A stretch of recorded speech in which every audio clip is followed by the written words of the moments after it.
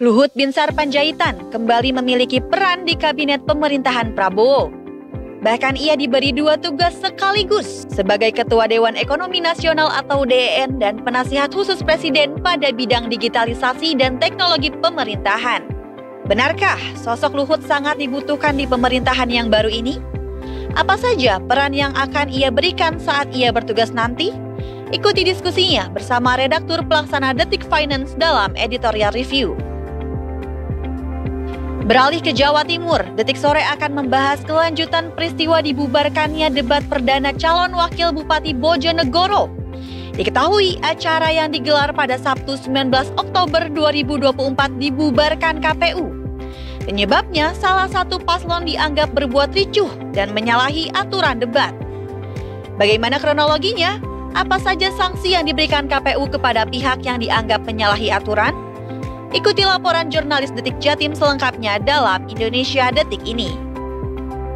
Kaila Nur Syahwa yang berkesempatan untuk membaca ayat-ayat suci Al-Quran di hadapan Paus Fransiskus akan hadir ke Detik Sore. Ikuti ceritanya yang mampu menghafal Al-Quran di usia belia. Bagaimana metode menghafal yang ia gunakan? Temukan jawaban selengkapnya dalam Sunset Talk jelang matahari terbenam nanti. Sekarang, kita ikuti analisis pergerakan saham jelang penutupan IHSG bersama analisis investasiku. Dan kita sambut bersama host kita sore ini, Eduardo Simorangkir dan Eza Magfira. Welcome back. Hai dan welcome. Yes. Ih, kita biru-biru ya hari ini ya. Ya ampun, Ini untuk mewakili apa ya? mewakili langit. Langit biru, awan putih, Kebetulan hari ini memang cuacanya sungguh sangat clear. cerah. Betul, Ya. betul. Padahal kemarin bukan habis hujan ya? Tapi mungkin di belahan dunia lain. Tapi nggak ada sih Jakarta mana hujan gitu kayaknya enggak ya. Makanya kayak tumben-tumbenan clear. Cuma panasnya sih nggak ada lawan sih. Luar Saya biasa nggak ada sekali lawan. untuk stay outdoor. Iya. Tadi untuk kayak 15 menit mungkin aku ya. Cukup sih. Kalau kata Utali Likumahua kan serasa matahari di atas kepala kan. Tapi kalau misalnya kata department store, sorry nih nggak ada diskon dulu. Full ya. Full Udah ada price. diskon kayaknya sih sekarang. Tapi kan udah mulai dekat ke festive season. Festive Natal season. dan Halloween. Tapi kayaknya matahari enggak. Sorry banget. Assalamualaikum. Kalau mau tap in untuk fashion kita, Metro Department Store. halo juga Jogja Department Store. Bener. Kemudian ya banyak lah pokoknya ya. Tapi enak ini menuju ke akhir tahun, semakin banyak biasanya diskon. Semoga masyarakat tuh pada nggak takut belanja ya. Karena kan sekarang sentimennya adalah orang-orang takut belanja karena takutnya nanti di PHK. Betul. Gitu misalnya. Takutnya nanti tiba-tiba di depan ada pemangkasan gaji karena memang kondisinya lagi serba sedang tidak pasti. Walaupun sebetulnya yang cukup kontradiktif adalah ketika harga-harga tiket nonton konser ya, terutama konser tunggal sih, bukan festival, itu tuh justru kita salah satu yang paling mahal dibandingkan dengan negara-negara lain. Pasti pernah dengar Maksud dong. kamu Jennie Blackpink? Jenny apa Lisa sih?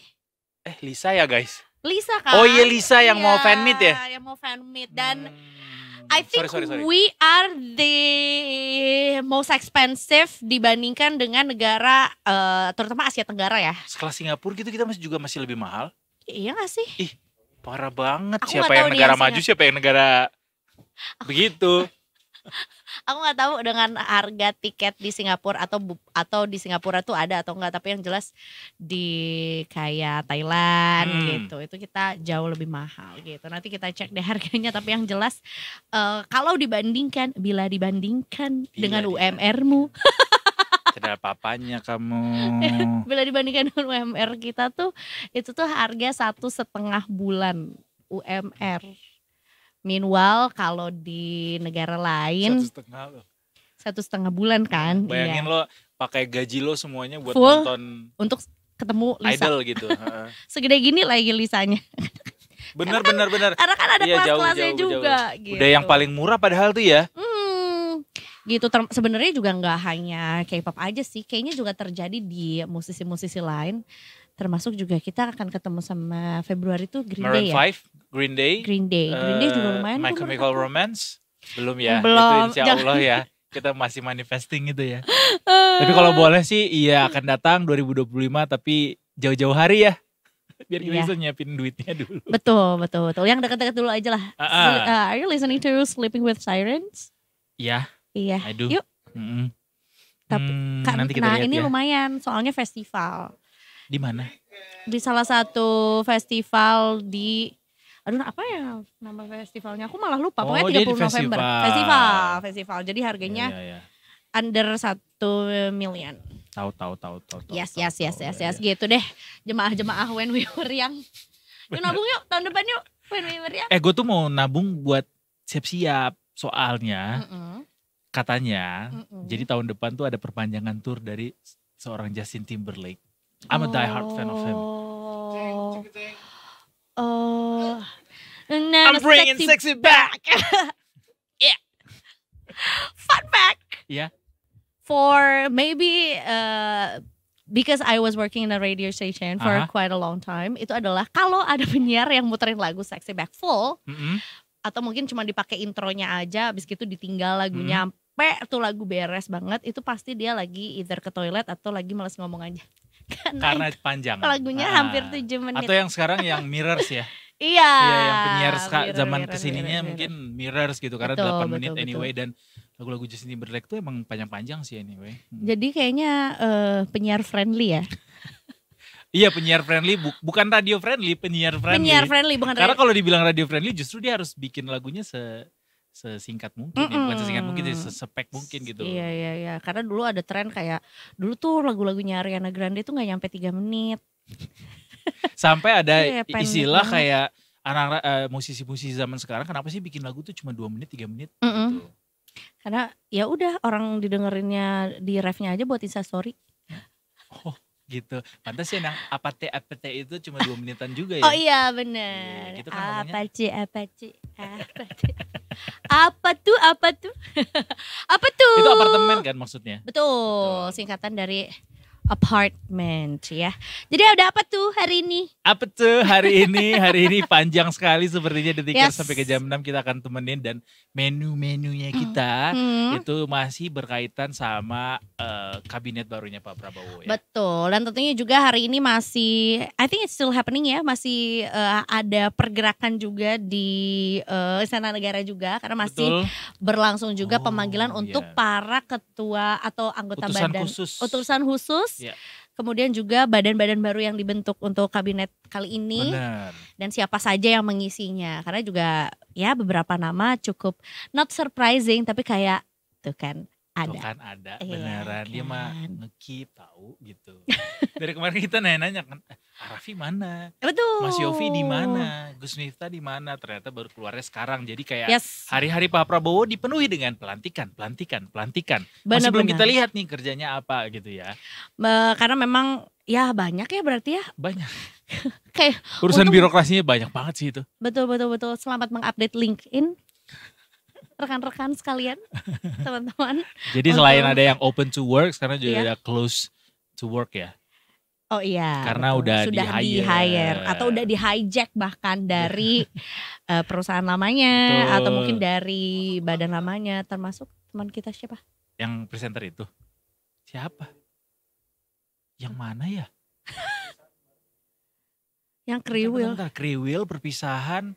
Oh iya betul. Oh. Tapi kan tidak masuk ke kabinet. Ya. Gue mikirnya kabinet siapa ya? Bentar. Iya, Kalau iya, ada iya. gue WhatsApp sekarang nih minta kerjaan. Gitu ya. Tuh, ternyata. Karena biasanya kan air itu mengalirnya ke tempat yang. Oke, kita lanjut lagi masuk Waduh. ke berita selanjutnya Lebih Detikers. segar. Speaking of menu hari ini Detikers, kita tuh akan ngobrol soal bagaimana kembali ditunjuknya Opung Luhut masuk ke dalam kabinet gitu ya. Karena memang ini memang namanya Dewan Ekonomi Nasional, tapi tetap masuk ke dalam struktur kabinet ternyata. Dan kita Mhm. juga bertanya-tanya sepenting apa Dewan Ekonomi Nasional ini, lalu apa peran sentral yang akan dimainkan oleh Opung Luhut supaya bisa memuluskan target-target yang dicanangkan gitu Betul, ya. karena memang seperti yang kita tahu juga bahwa target yang cukup tinggi dan cukup sering digadang-gadangkan sama kabinet yang baru sama Pak Prabowo adalah pertumbuhan ekonomi juga. Jadi kayaknya since the goal is that high, jadi Yes. kayaknya juga perlu tambahan peluru kali ya. Dan kali ini yang dipilih adalah Opung Luhut. Opung Luhut. Lagi. Kepala pundak Opung Luhut lagi. yang akan tapi kemarin kan Takut. sempat kemarin itu sempat dibahas juga bahwa sebetulnya perannya Den ini cukup ya maksudnya pasti berbeda lah ya dengan Menko juga gitu. Tapi salah satu perbedaannya adalah nggak bisa ngeluarin ini ya kebijakan Policy, ya. atau peraturan juga. Tapi cukup dekat kayaknya ya bersinggungan dengan presidennya karena kayaknya akan Langsung langsung ke tuh presiden, memberikan saran apa memberikan apa? Bisikan? Memberikan iya benar bisikan ya kayak Pak yang itu kurang nih kebijakannya. Kata Pak Prabowo, WhatsApp aja gak kedengeran. Habis ngomongnya bisik-bisik orang kita lagi berdua. Kenapa gak di grup aja sih gitu ya. Berarti bukan bisikan ya kata yang tepat ya. Apa sih Kak? Colekan. Dicolek. Jelek. Tapi memang Dewan Colekan. Energi lagi jadinya Dewan Ekonomi Nasional. Ini kan sebelumnya kita punya sebenarnya kayak mirip-mirip sama Dewan Ekonomi Nasional ini namanya KEN, Komite Ekonomi Nasional. Ken. KEIN. Komite She's a Ekonomi Barbie and he's Indonesia just Nasional Ken. kayaknya. Komite Ekonomi Indonesia Nasional. Nah, Oh itu udah tuh Indonesia juga nasional lagi? iya. Oh gitu Nah ya? itu tuh juga apa ya langsung ke presiden gitu tanggung jawabnya. Jadi kita bertanya-tanya juga sih tadi. By the way gue ngobrol juga sama ekonom salah satu Kaget kan ngobrol sama panelis debat pilpres kemarin. Bahwa ya ini nih semacam sweetener aja posisinya Opung gitu. Bahwa kayak apa kebijakan-kebijakan yang sudah dijalankan ini kalau dirasa memang sudah bagus, nah nanti Opung Luhut akan kasih validasi gitu. Tapi kalau enggak nanti dia yang akan memantau gitu ya. Tapi nanti untuk lengkapnya kita akan ngobrolin bareng itu bareng sama Detik Finance Detikers. Betul. Nanti kita akan tanya tugasnya di Saya bukan Detik Finance. Sorry banget, saya Detik Sore. Bisa aja nih si baju biru. Bismillah naik gaji. Juga Lalu. nanti di Sasatok ada yang seru banget. Nah, ini mah temanya Eiza banget. Karena kan kita juga selain butuh nutrisi juga untuk raga kita. Rohani kita. Iya, sekarang jiwanya Jiwa kita kita. isi juga dengan nutrisi karena akan ada anak spesial Yes. yang bukan pekerjaan tapi dia tuh memang mendedikasikan dirinya untuk menjadi seorang penghafal Quran di usia yang sangat muda Sangat gitu. young. Betul, tolong rata-rata apa usianya? Oh enggak, tapi rata-rata dimulainya mungkin ya. Kayaknya kalau dari rumah mungkin di usia 3-4 tahun tuh udah mulai diajarin untuk ngeripit gitu loh. Dari Oke. Al-Fatihah dulu atau surat-surat pendek dulu gitu. Nanti kan ada sekolahnya tuh, ada PAUD Iya, lah, ada MDA. apa tuh? Kalau di gua MDA namanya. Apa tuh MDA? Jadi kayak selepas orang sekolah yang formal, terus sorenya dia lanjut lagi MDA. Iya, Tapi gue lupa MDA tuh apa iya. madrasah aliyah ya apa ya? Kalau madrasah aliyah atau MA itu setara SD. Oh ini beda lagi Salah, berarti. MTS nanti deh. Beda lagi. Tunggu. Beda lagi. Iya. Kalau di Itu Kristen kan- tuh namanya PA, pendalaman Alkitab. Oh, iya. Kalau Gitu. kita apa sih? Ngaji, Sekolah bukan. Al-Qur'an. Heeh. Bukan. Di momen inilah Ada. kita ketahui bahwa Eiza tuh sangat menggemari si bidang ini.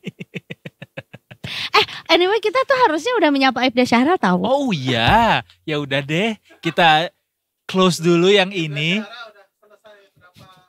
Berapa jus? Udah khatam Udah belum ya? hafal. Heeh. Coba ya kita ceki dulu. Aibda Syahra, selamat sore. Halo, selamat sore Edo dan juga Eiza. Selamat sore, ini saya kayaknya tahu di mana Aibda Syahra berada. Tapi kok agak teduh sih atau Iya. sengaja ini di bawah Di bawah kolong jembatan. jembatan. Jembatan biar Kolong agak teduh. jalan. Karena tadi kita merasa hari ini tuh cukup cerah dan cukup hangat gitu cuacanya. Iya nggak sih Ibda Syahra? Iya, benar-benar. Makanya Emang aku di sini cukup katanya. hangat. Cukup hangat. Makanya Ibda Syahra nyari posisi yang juga teduh kan Ibda Syahra. Iya, nanti kalau terlalu terang nggak kelihatan Iya, gambarnya. overexposure jadinya di kamera. Tapi benar nggak kalau ini Ibda Syahra sekarang lagi ada di Simpang Mampang Perapatan? Di Pancoran, di bawah Tugu tuh. Deket. Oh dekat, Aku tetap pulang. dekat. Iya. Mie ayam mulu. Oh beda, itu jauh lagi kalau di Pancoran mah. Tapi Oh. udah dicoba belum kemarin yang direkomendasiin? Yang rindu-rindu itu? Belum, pulang dari situ macet lagi. Ih, gitu mah Ibda Ya. Syahra keburu tutup nanti usahanya bangkrut. Karena lagi banyak proyek Tutupnya kan bukan di tutup kawasan karena- situ. Oh iya, coba Izai nanya. takut Nggak salah. usah lah. Susah cari parkir maksudnya. Nah. Oh susah ya betul. Tahu nggak sih Ibda Syahra sekarang tuh kita Mm-mm. 33 derajat Celcius suhunya. So hot. Feel so hot. 33 lebih gak sih? Oh, Tuh. mungkin. Ibda Syahra ada tips nggak mungkin buat detikers yang kerjanya di Karena kalian lapangan? di dalam ruangan. Kayak iya makanya kita pengen dapat tips dari Ibda Syahra kalau misalnya kita lagi berada di luar ruangan di lapangan gitu, orang-orang yang kerja di lapangan, ada tips nggak gimana caranya supaya bisa tetap tetap adem gitu kerja walaupun kerja di luar? Ada nggak? Tipsnya lebih ke biar nggak dehidrasi aja sih. Jadi minum air putih yang banyak. Mhm. Tapi jangan minum air es ya. Air biasa aja. Es Terus terus. sunscreen sih jangan lupa. Karena penting. Sunscreen. 100 fps ya. SPF. SPF. Kalau SPF apa? Sebenarnya nggak perlu tinggi-tinggi sih. Cuman Ada juga 100 harus lagi. rutin di retouch aja gitu. Oh iya Betul. benar. Baiklah kalau gitu Ibda Syahra silahkan dengan laporannya dan terima kasih loh tipsnya ya. Betul. Silakan. Oke, baik. Terima kasih rekan-rekan di studio dan selamat sore Detikers dengan saya Ibda Syahra dari TMC Korlantas Polri. Pada sore hari ini akan mengajak Anda untuk memantau situasi arus lalu lintas terkini tepatnya dari kawasan Simpang Pancoran, Jakarta Selatan. Yang mana dapat kita lihat bersama untuk kondisi arus lalu lintas tepat di belakang saya. Terpantau sudah terjadi peningkatan volume kendaraan yang cukup signifikan. Dan khususnya untuk arus lalu lintas dari arah Manggarai yang akan menuju ke arah Kalibata ataupun yang hendak menuju ke arah Pasar Minggu pada saat ini juga terpantau sudah cukup padat dan di kawasan ini didominasi oleh kendaraan pribadi roda 4 maupun roda 2. Kami menghimbau kepada Anda para pengendara untuk tetap bersabar saat menunggu antrian kendaraan dan tetap menjaga batas kecepatan maksimal kendaraan Anda. Kemudian untuk arus lalu lintas dari arah sebaliknya, yaitu dari arah Kalibata ataupun Pasar Minggu yang akan menuju ke arah Tebet ataupun yang akan menuju ke arah Manggarai pada saat ini juga terpantau ramai namun masih terbilang kondusif lancar. Sesekali memang terjadi ketersendatan menjelang traffic light namun selepasnya kendaraan masih dapat melaju dengan kecepatan normal. Kemudian Detikers untuk arus lalu lintas dari arah Cawang yang hendak menuju ke arah Gatot Subroto ataupun Selipi pada sore hari ini terpantau ramai namun masih terbilang lancar. Namun kami menghimbau kepada Anda para pengendara untuk tetap berada pada lajur Anda dan tidak menggunakan alasan terburu-buru agar dapat menerobos pada jalur busway. Sedangkan Detikers untuk arus lalu lintas dari arah sebaliknya yaitu dari arah Gatot Subroto ataupun Selipi yang hendak menuju ke arah Cawang. Pada saat ini juga terpantau sudah terjadi peningkatan volume kendaraan yang cukup signifikan dan diperkirakan di kawasan ini akan terus terjadi peningkatan volume kendaraan karena memang berkaitan dengan jam pulang perkantoran. Kami menghimbau kepada Anda para pengendara untuk tetap berwaspada. Mengingat di sekitaran Jalan MT Haryono sedang terdapat proyek pembangunan di mana memang sedikit memakan ruas jalan yang mana mengakibatkan sedikitnya ketersendatan arus lalu lintas di kawasan ini. Kemudian kami juga menghimbau serta mengingatkan kembali kepada Anda khususnya pengendara roda 4 untuk kembali mengecek nomor kendaraan Anda, mengingat di kawasan ini juga menerapkan sistem ganjil genap, di mana pada hari ini tanggal 22 maka hanya kendaraan berplat nomor genap saja yang dapat melintasi sekitaran kawasan ini. Untuk kendaraan berplat nomor ganjil dapat mencari jalan alternatif lainnya. Dan ditekan sebagai Anda yang ingin mengetahui seputar informasi arus lalu lintas terkini, Anda bisa menghubungi layanan call center kami di 15669 ataupun di SMS Center di 9119. Stop pelanggaran, stop kecelakaan, keselamatan untuk kemanusiaan, Indonesia tertib dan salam presisi. Demikian Ibda secara melaporkan kembali bersama dengan Edo dan Eiza di studio. Silakan. Minum air selasi di Gurun Sahara. Cakep. Terima kasih Ibda Syahara. Di belakangnya sama. Gak apa-apa lah. Burung kutilang, bulung dara. Cakep. Jangan ketilang Ibda Syahara. Kita jangan ditilang ya Ibda Syahara. Kalau ketemu kita di lapangan jangan ditilang ya. Ya kita jangan. Makanya tertib dalam berlalu lintas ya. Iya, Betul. pasti itu. Kalau aku udah jelas gak akan ditilang karena aku di dalam Metro Mini. Karena aku tidak pernah mengendari kendaraanku sendiri. Iya, karena aku Bener. dalam busway. Kita kecuali- sama-sama pengguna transportasi umum. Betul, ya kecuali ya yang melanggar supirnya kita kena juga ya. Supirnya dong yang kena tilang. Kita enggak. Iya juga ya, repot Iya. juga kalau misalnya satu jaklingko Oh isinya iya. 40 orang. Masa ditilang 40 semuanya? ditilang. Kasihan nanti hakimnya buat mengadili satu-satu ya. Anyway, Baik. terima kasih banyak Ibda Syahara. Selamat bertugas kembali. Ya. Terima kasih. Dari Ibda Syahara yang berada di luar lapangan, Mhm. kita menuju kembali ke studio Detikers. Kita akan tutup market hari ini. Yes, karena juga udah menjelang nih ya. Menjelang penutupan market hari ini juga di jam 16.00 nanti. Jadi kita langsung saja simak sentimen-sentimen berikut ini.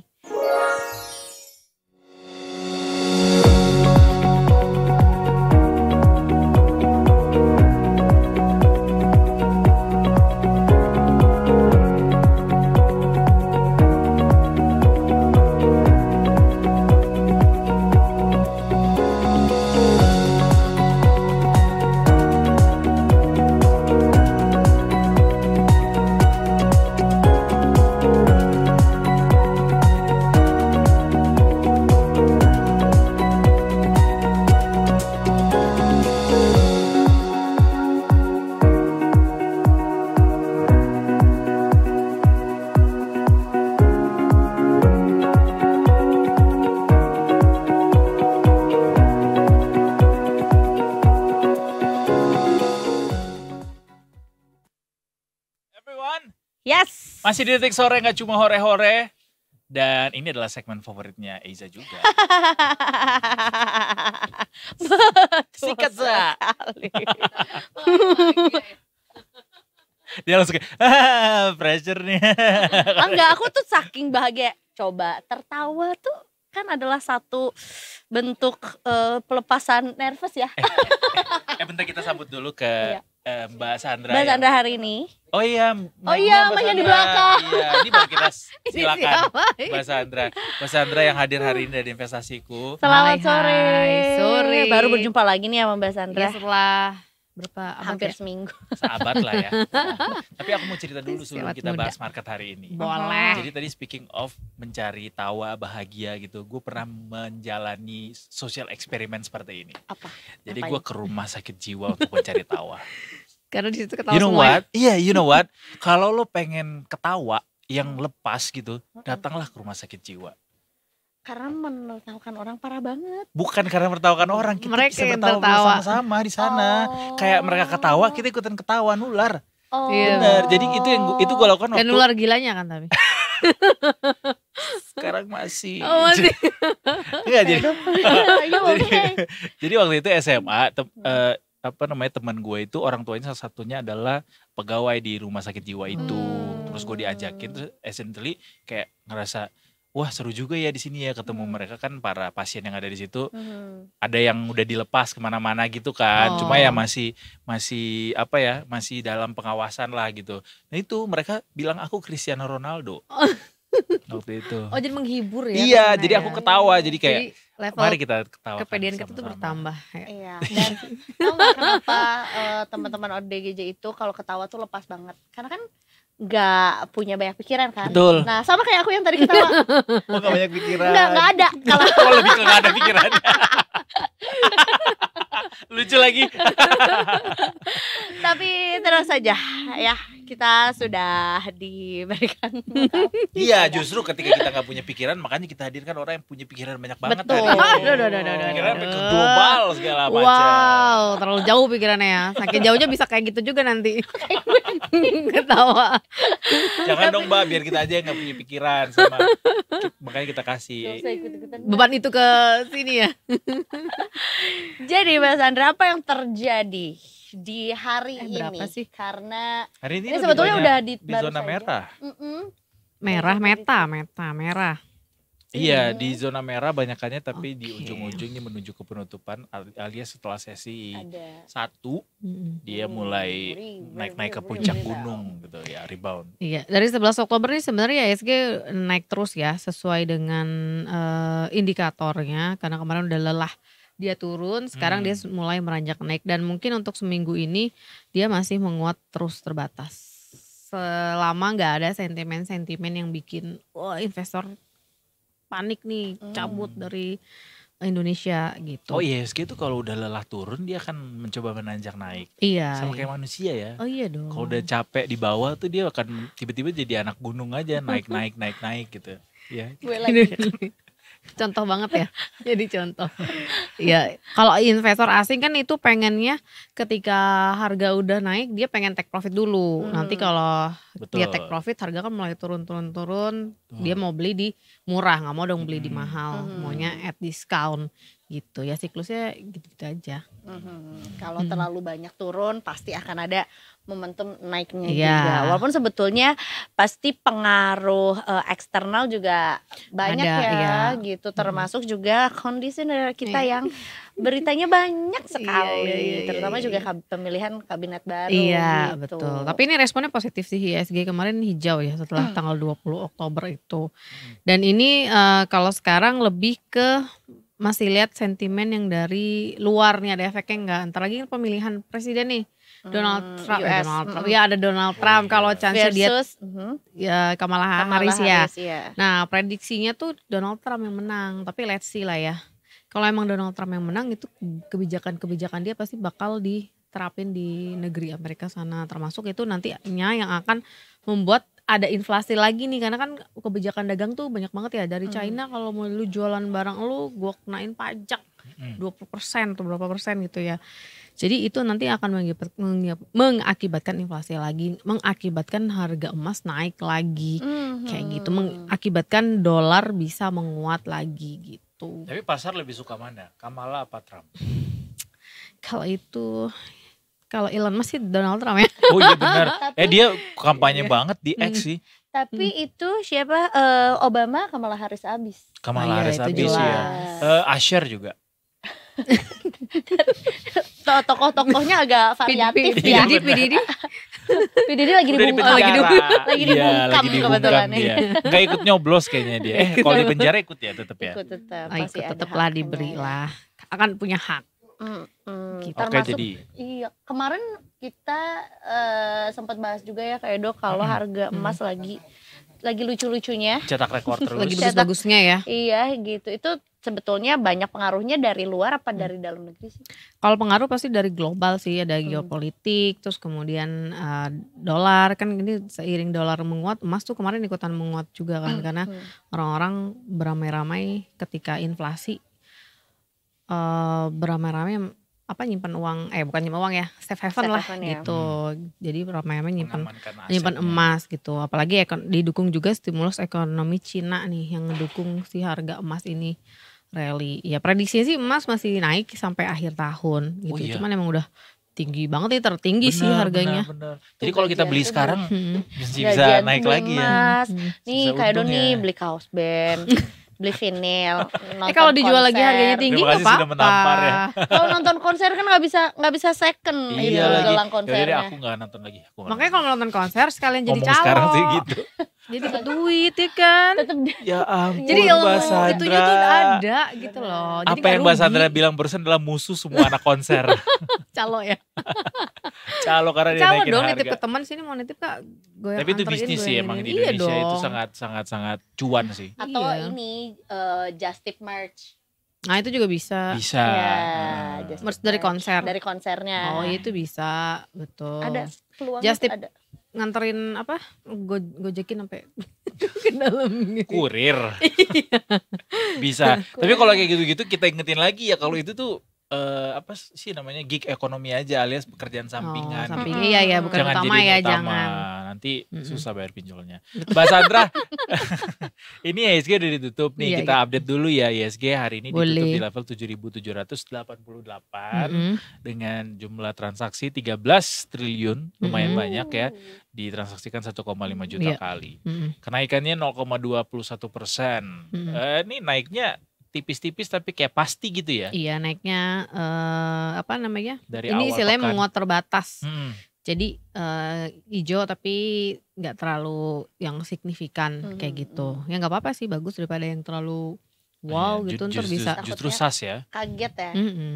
Bisa besoknya didam gitu kan. Mending yang begini naik dikit tapi pasti gitu ya.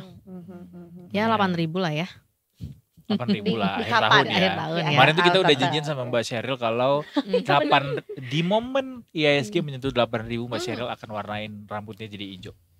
Serius. Bener. Emang dia pengen aja kali warnanya jadi warna Enggak, tapi hijau. katanya juga Highlight kali, highlight iya, hijau. Kata Mbak Sheryl juga, tapi tenang aja aku nggak sendirian, Mbak Sandra juga ikut. Nggak ada. Iya, nggak itu ada tadi filmnya. kalimatnya belum. Nggak ada Bener. rekamannya. Karena kan kita itu berdua. tidak- Jangan Itu- sedih itu- Mbak Sandra, nggak cuma kalian berdua. Pak Firman juga akan kita hijauin Hijau yang pakai itu aja yang wig. bajunya kan. bajunya. Kan Soalnya nggak bisa. Kalau hijauin rambutnya agak susah nyarinya ya. Punten Pak Firman. Namanya Mas Edo. Oke, kita lanjut lagi soal sentimennya. Ya. Kalau gitu hari ini pengaruh besar ke pasar apa aja Mbak sentimennya Mbak? Kalau sentimen sih masih yang dari luar. Kalau dari Indonesia masih on the track yang kemarin pelantikan presiden ya. Jadi masih on the track apa-apa jadi yang mau diberesin program besarnya presiden terbaru kita kan lebih ke yang kemiskinan, mengatasi kemiskinan, terus pendidikan, makanan kan yang susu, Makan siang makan bergizi. siang bergizi ya, Mhm. sama Makan, ketahanan ya, pangan. Makan bergizi gratis. Iya. Pakai susu Ya ikan. itu ya. Emang ikan ya bukan daging ya? Susu ikan. Ayam. Susu ikan Mbak. Oh ikan, oh bukan Nah, ayam susunya ya. susu ikan. Oh, Mana ada susu ayam? Susunya susu ikan. Emang ada susu ikan? Nah, Ih, makanya nggak nonton Detik Sore sama nggak dengar Iya. podcast Tolak Miskin Iya sih. makanya WhatsApp dong di blast gitu. Oh iya nanti ya. Oh iya ya itu gue Share belum di grup. ngikutin tuh. Apa tadi? Tolak Tolak miskin. Ya itu dia tuh wajib ya. singkatannya adalah Tolkien. Tahu karena kata Mas Inggris-Inggrisan Tolmis. talking gitu ya. Hah? Tolkien atau Tolmis atau Tolmin. Tolmin Oh. dia. Tokin. Emang Tolkien harusnya apa? kan? Iya, instead of talking, Tolkien. Lakmin. Lakmis. Lakin. Ya terserah kalian lah, pokoknya dengerin ya podcast Tolak Miskin apapun singkatannya menurut Setiap hari kalian, apa tuh? gitu. Setiap hari apa aja? Setiap hari Setiap hari Jumat. Setiap hari Jumat bisa didengerin di Spotify. Hari Jumat. Kalau Jangan lupa misalnya- nyalain loncengnya. Iya. Kalau misalnya itu bisa menambah pengetahuan ya nggak apa-apa harus ditonton Oh ya. banyak banget Apalagi pengetahuannya. Yang nggak di-spill di Detik Sore, di-spill di sana. Wow. Jangan sampai pindah ke sana ya Mas ya itunya ya. Audiensnya. Gak kreatif. Gak usah di-spill dong kalau yang itu. Tolkien poinnya ya. Hmm. Baiklah. Jadi- sektoral. Apa paling yang berpengaruh? yang hijau ya. Sektoral hari ini tuh dipimpin yang hijau tuh ada semuanya sih hampir hijau ya. Yang paling besar itu energi. Oh sama tadi program Prabowo kan ada yang energi ya. Energi terbarukan itu juga jadi fokusnya dia.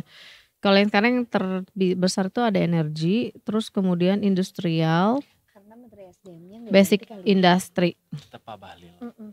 Jadi mungkin di energi kayak Bisa secara kok ini tetap. kebijakan nggak akan terlalu ekstrim mungkin perubahannya gitu. Dan banyak konglomerasi sekarang yang udah bisnisnya energi, basic energi itu mereka beralih mau ke energi yang terbarukan biar go green, karena kan kalau luar negeri udah semua ya.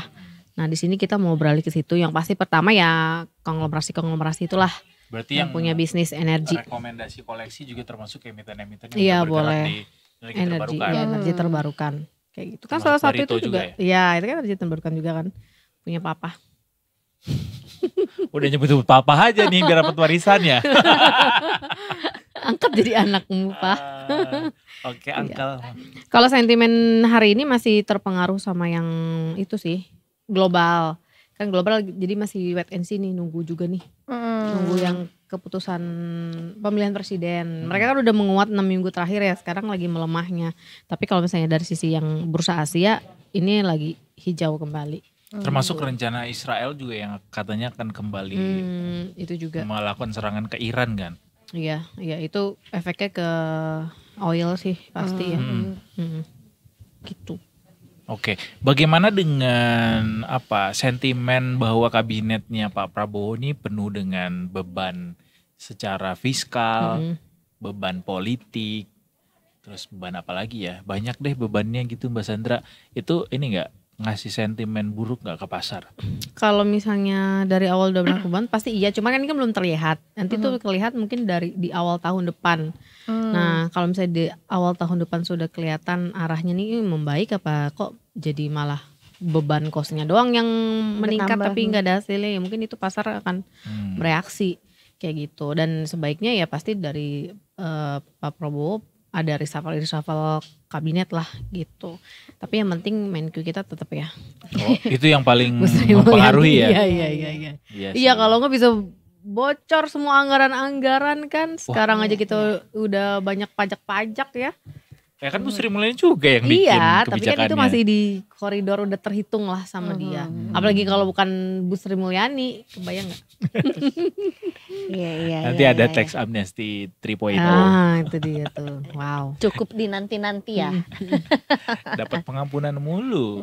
Oke deh, kalau Bayar. besok kan masih akan ada Masih pasar ya sampai hari Jumat. sampai hari Jumat ya. Besok gimana Mbak? Besok sepertinya masih menguat terbatas, tapi di range-nya berapa ini? 7664 sampai 7.800-an lah. Ini selama dia terus di atas 7.741 itu akan naik terus. Tapi kalau misalnya dia udah break dari 7.741 mungkin akan melemah gitu. Tapi untuk besok mungkin masih menguat terbatas ya. Gitu karena volume juga hari ini besar. Ya. Jumlah transaksinya juga besar gitu ya. Dan dari Kalau- indikator masih naik. Kalau rekomendasi saham yang mungkin bisa dipertimbangkan Detikers untuk bisa koleksi dan mencuri peluang. Buat lama, jangka panjang. Jangka pendek deh. Soalnya pada banyak yang pengen kayak instan. Gitu, bertobat lah. Itu Bertobatlah. bertobatlah. Bertobatlah.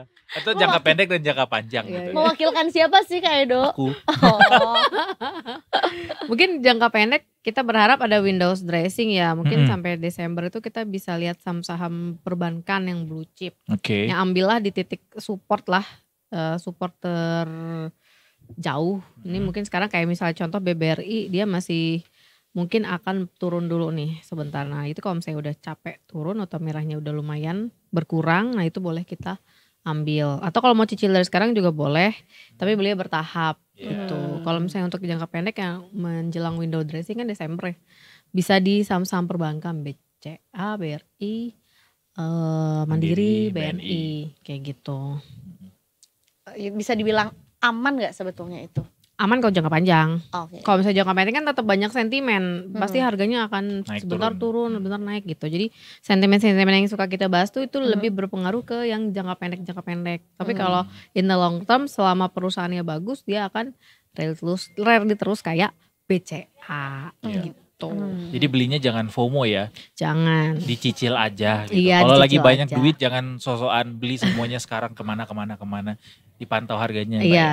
Iya betul. Kalau enggak nanti kalau misalnya beli itu tahu-tahu turun 10% 20% udah khawatir pasti kan. Betul. Udah Termasuk nggak juga tahan. memantau rekomendasi dari feedstock.ai ya Mbak. Ya. Ih, tahu banget. Dan Perlu investnya di-spill kan? belinya di investasiku.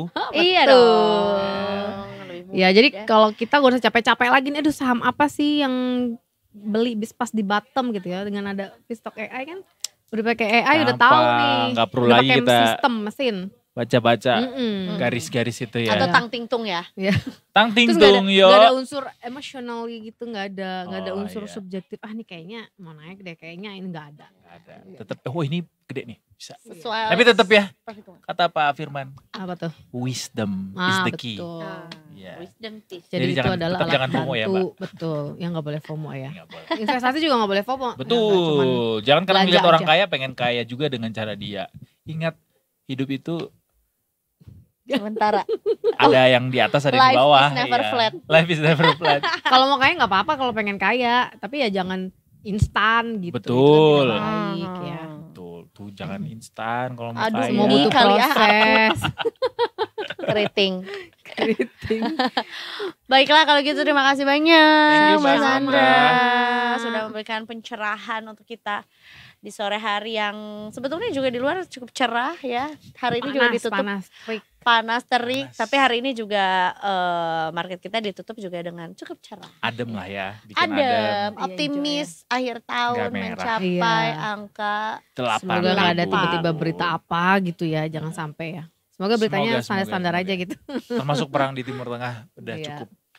Justru itu akan kasih sentimen bagus ya buat market ya Mbak. Kalau udah cukup. Cece Pak Donald Trump. Perang tapi perang dagang. Oh iya tetap perang. Perang Tetap di sana perang. mungkin kelar tapi perang dagang. Perang teks, mulai. perang pajak ya. Katanya kalau Kak Edo Donald Trump atau Kamala Harris mana aja yang ngasih nasi box katanya. Emang anaknya emang keluaran dahsyat sama inbox.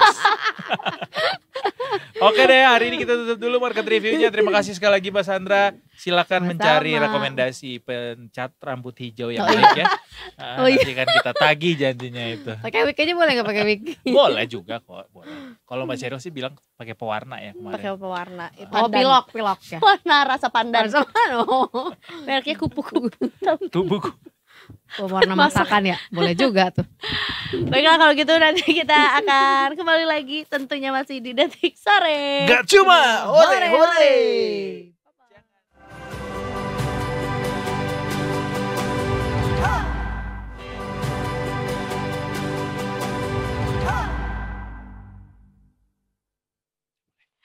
Welcome back to Detik Sore. Gak cuma hore. Ini kayaknya Kak Edo lagi cosplay menjadi pemberi pembisik-bisik presiden ya. Kayak dikit-dikit berisik-bisik, dikit-dikit bisik-bisik. Insya Allah ya, manifesting pembisik presiden. Ya biar jadi kayak Opung Luhut, kan pembisik juga. Iya, tapi kayak Prabowo kayak ada siapa tuh? Nanti aku bisik-bisik pembisik gitu. cipung. Tapi sama aja sih kayak aduh apa tuh? Tapi suara cipung. Aduh Enggak apa dong, tuh? Makhluk ketika halus. aku akan jadi pembisik cipung, cipung suaranya udah ngebas. Sekarang aja udah ngebas. Apa Ngebas. mantan menteri PUPR kali ngebas. Ngebas. Oh, Basuki. Jadi kita speaking of Opung Luhut, ketika kita akan ngobrolin dilantiknya kembali atau masuknya kembali Luhut Binsar Panjaitan ke dalam kabinet pemerintahan yang baru. Tapi kali ini bukan jabatan menteri yang diemban oleh beliau, tapi adalah Ketua Dewan Ekonomi Nasional. Betul. What is that? Apa yang akan dilakukan oleh Opung Luhut di sini? Kita akan bahas bersama Detik Finance. Kali ini sudah bersama redaktur pelaksana Detik Finance, Mas Semi Simorangkir. Kok gitu? Oke, lo gak bisa cuti dok. Di ulti langsung loh Batalin ya. semua cuti. Ya udah gue bikinnya ke Hans aja kalau gitu ya. Tetap gue yang ngasih sih. Tetap ya. Gak bisa. Nah, Mas Gimana, Angga, gimana? selamat sore. Sorry, halo. Sudah lama gue gak kesini. Betul. Udah lama ya? Iya. Perjumpaan pertama bersama dengan aku ya. Biasanya mah Hans terus nih. sibuk soalnya ini ngurusin Detik Awards Kemarin semuanya. award. Oh, Jadi iya. kita mondar-mandir lah ngurusin award. Sekarang Iya, udah iya. agak santai. Sekarang ngurusinnya cuti setelah Darderdor. Sekarang ngurusinnya program tahun depan. No ini ya, no Nggak ada space ya. istirahat kita. Ya, sibuk Ju- terus. Tapi nggak apa-apa sama kayak Opung Luhut nggak ada Ah istirahatnya. bener. Kayaknya nih negara memang masih merindukan sosok Opung nih. Kayak belum boleh pensiun. Walaupun udah sakit-sakit kemarin. Jadi iya. coba Karena kan udah diomelin sama istrinya. bener, bahkan kan Gak Opung boleh. Luhut bilang kalau ketika istrinya dapat kabar itu dan dengar itu langsung dari Iya. Pak Prabowo, dia tersenyum lebar Iya. kan. Nah dari lo yang juga punya istri, kalau istri tersenyum lebar artinya apa sih Mas? Artinya disuruh nyari duit lebih banyak. Nggak, tapi kayak pendekatan Prabowo juga lewat istrinya. Oh gitu. Karena kan selama ini yang mungkin yang menolak Opung buat balik lagi kan kesehatannya tuh. Istri Betul, mungkin betul. concern di sana. Takut gitu. Makanya mungkin gak dikasih kementerian.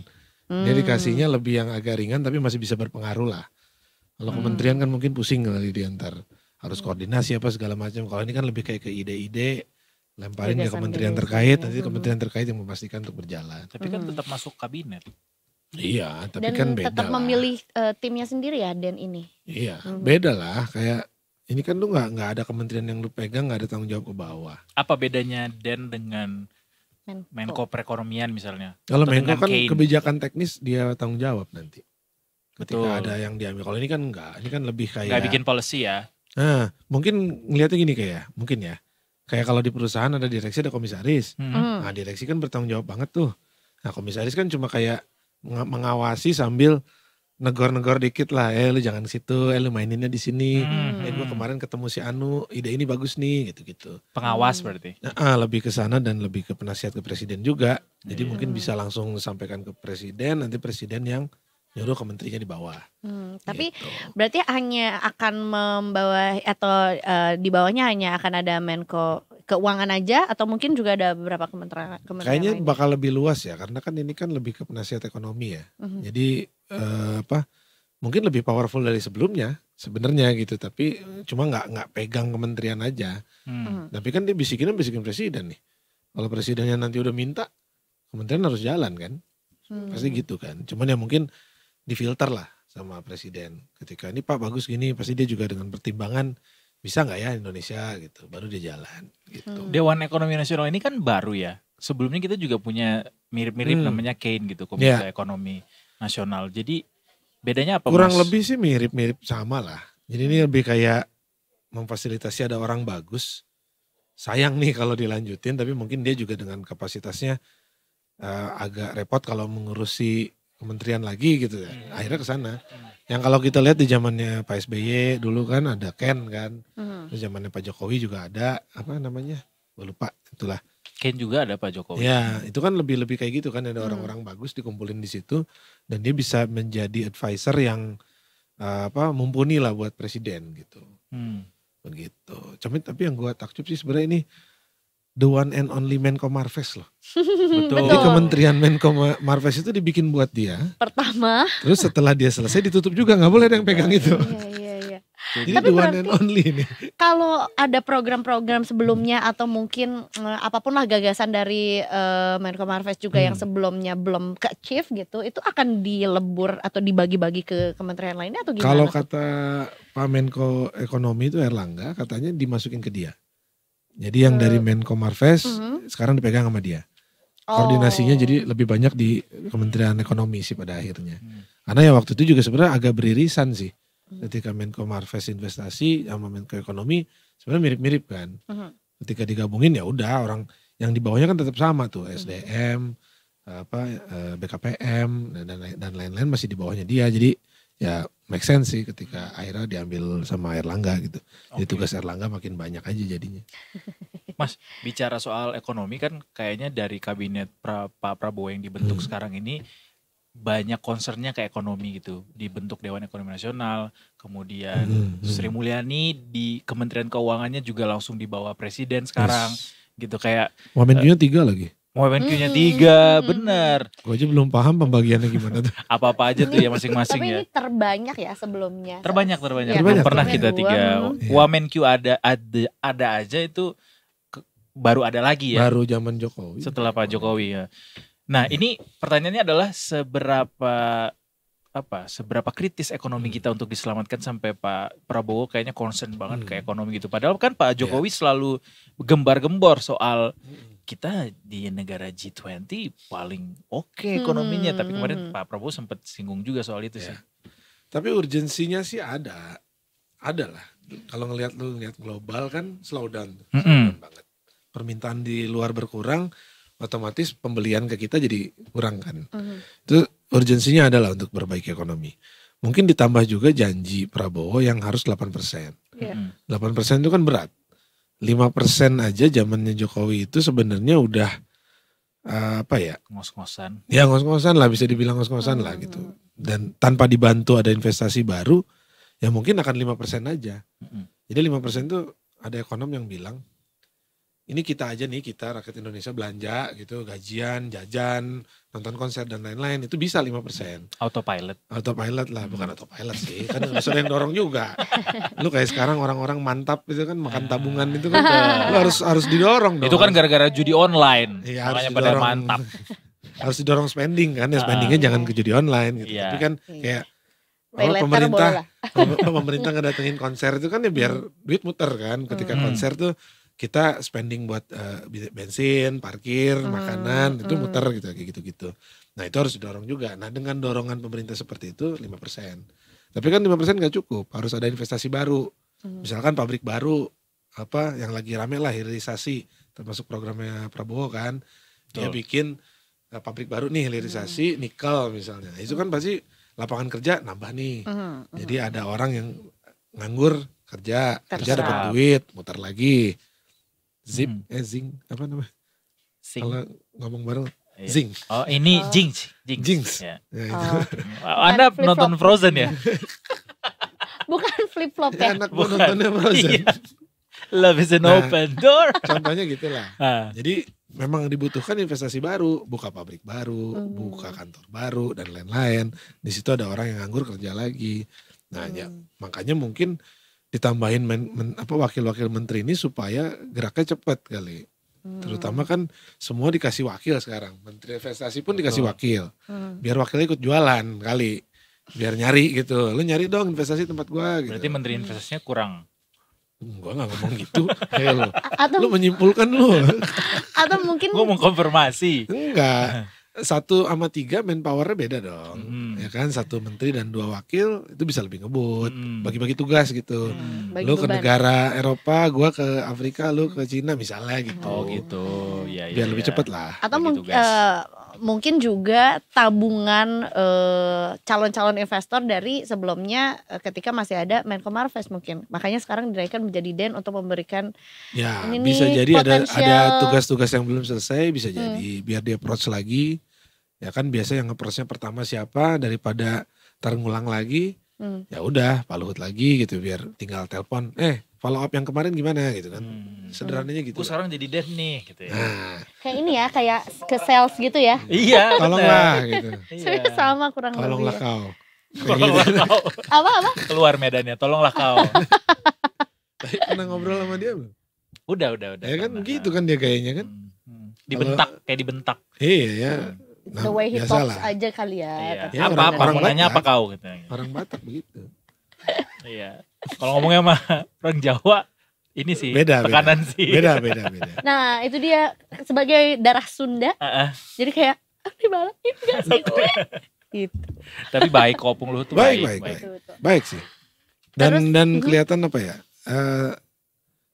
Kalau ketemu tuh dia tuh kalau ngobrol tuh kayak mengobservasi gitu loh, kayak ngeliatin apa nih nyerap, kayak menyerap gitu. Tentara sih. Tentara mungkin ya. Mungkin ya. Observasi dia. Iya, jadi kayak meliatin terus akhirnya oke, gini arahnya kemana gitu. Makanya mungkin ya itu ya akhirnya Pak Prabowo, apalagi TNI kan biasa senioritas. Ini senior saya nih, tolonglah Pak jangan pergi dulu, katanya. Kita kasih jabatan Bapak di sini ya, bisa aja. Oke. Tapi berarti secara potensi ekonomi oke banget lah ya, makanya sebetulnya muncul lagi. Ya sebenarnya mungkin kenapa Pak Prabowo juga ngambil orang-orang lama termasuk Pak Luhut, mungkin dia juga mungkin satu ya, ini prediksi kita aja nih, dia belum banyak waktu dan belum leluasa untuk memilih kabinet sendiri, karena selama ini dia kan masih Menhan. Nah dia mungkin, ya namanya tentara kan gitu. Ketika masih jadi bawahan dia masih siap. Nah mungkin dia waktunya nggak leluasa lah untuk cari orang. Jadi akhirnya kita lanjutkan dulu yang ada. Dan apalagi kabinet yang sekarang juga ya udah terbukti masih bisa nahan di 5% kan pertumbuhan gitu. Jadi ya udah kita pakai dulu aja nih. Orang-orang lama banyak. Tapi mungkin ditambahin nih manpowernya mungkin kurang. Tambahin wakil menteri 3. supaya bisa ngebut gitu. Mungkin sih ya kita prediksinya sih begitu. Mungkin nanti 100 hari pertama atau mungkin setahun pertama mungkin bisa ada reshuffle. Ya kan ini ya jadi kayak kabinet transisi lah. Ya, untuk melanjutkan dulu sambil memberikan waktu kepada Prabowo untuk mencari orang yang lebih tepat gitu kan. Nah siapa tahu nanti udah ini ya udah yang lama ganti sama yang baru gitu. Bisa jadi kan. Tapi kata pengamat 100 hari belum cukup Mas untuk mengevaluasi kinerja mereka karena memang urusan birokrasinya banyak banget pasti yang harus dibenerin dulu kan. Betul. Atau mungkin juga sebetulnya secara alur komunikasi atau mungkin secara birokrasi jadi lebih ruwet kali karena orangnya banyak. Gimana tuh? Koordinasi lebih susah. Kemungkinan itu terjadi maksudnya. Ya kita coba lihat ya. Karena kan semangatnya pemerintahan terakhir dan sekarang tuh kurang lebih sama lah. Memperingkas perizinan tuh ada salah satunya di situ.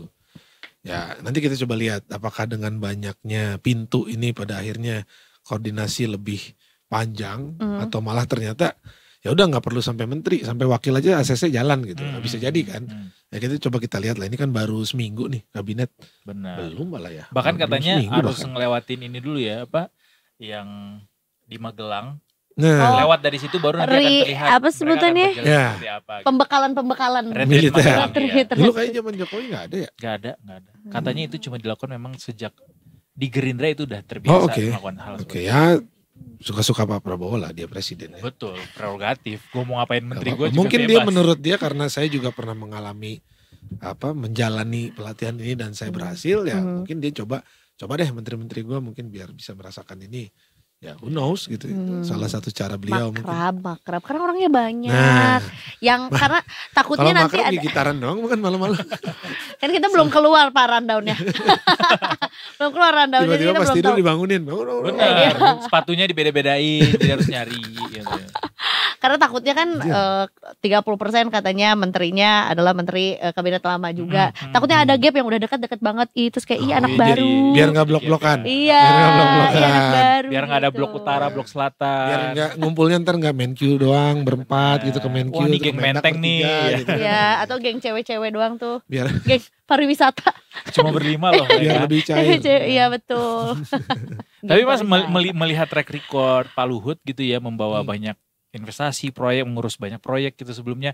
Ya. Apa sih proyek-proyek atau target-target investasi yang sepertinya masih diincar sama Pak Prabowo sehingga mengikut sertakan seorang Luhut Binsar Panjaitan kembali ke kabinet? Kalau lihat dari kementerian, beberapa kementerian ya kayak SDM sama investasi itu masih fokusnya kan di hilirisasi tuh. Kayaknya sih bakal banyak ngejarnya dari sana. Karena selama ini yang udah terjadi kan ya kita tahu sendiri lah, Opung tuh kan agak dekat dengan investor Cina tuh banyak kan, dekat kan. Dan beberapa hilirisasi yang masuk kan rata-rata dari Cina tuh, smelter. Nah ke depan sih kayaknya itu akan lebih banyak lagi. Karena kan targetnya memang hilirisasi nggak berhenti dari, contoh lah nikel tuh nggak cuma jadi ferronikel doang, terus nanti abis itu jadi diharapkannya kan bisa jadi bahan untuk baterai dan kalau bisa sih jadi baterai.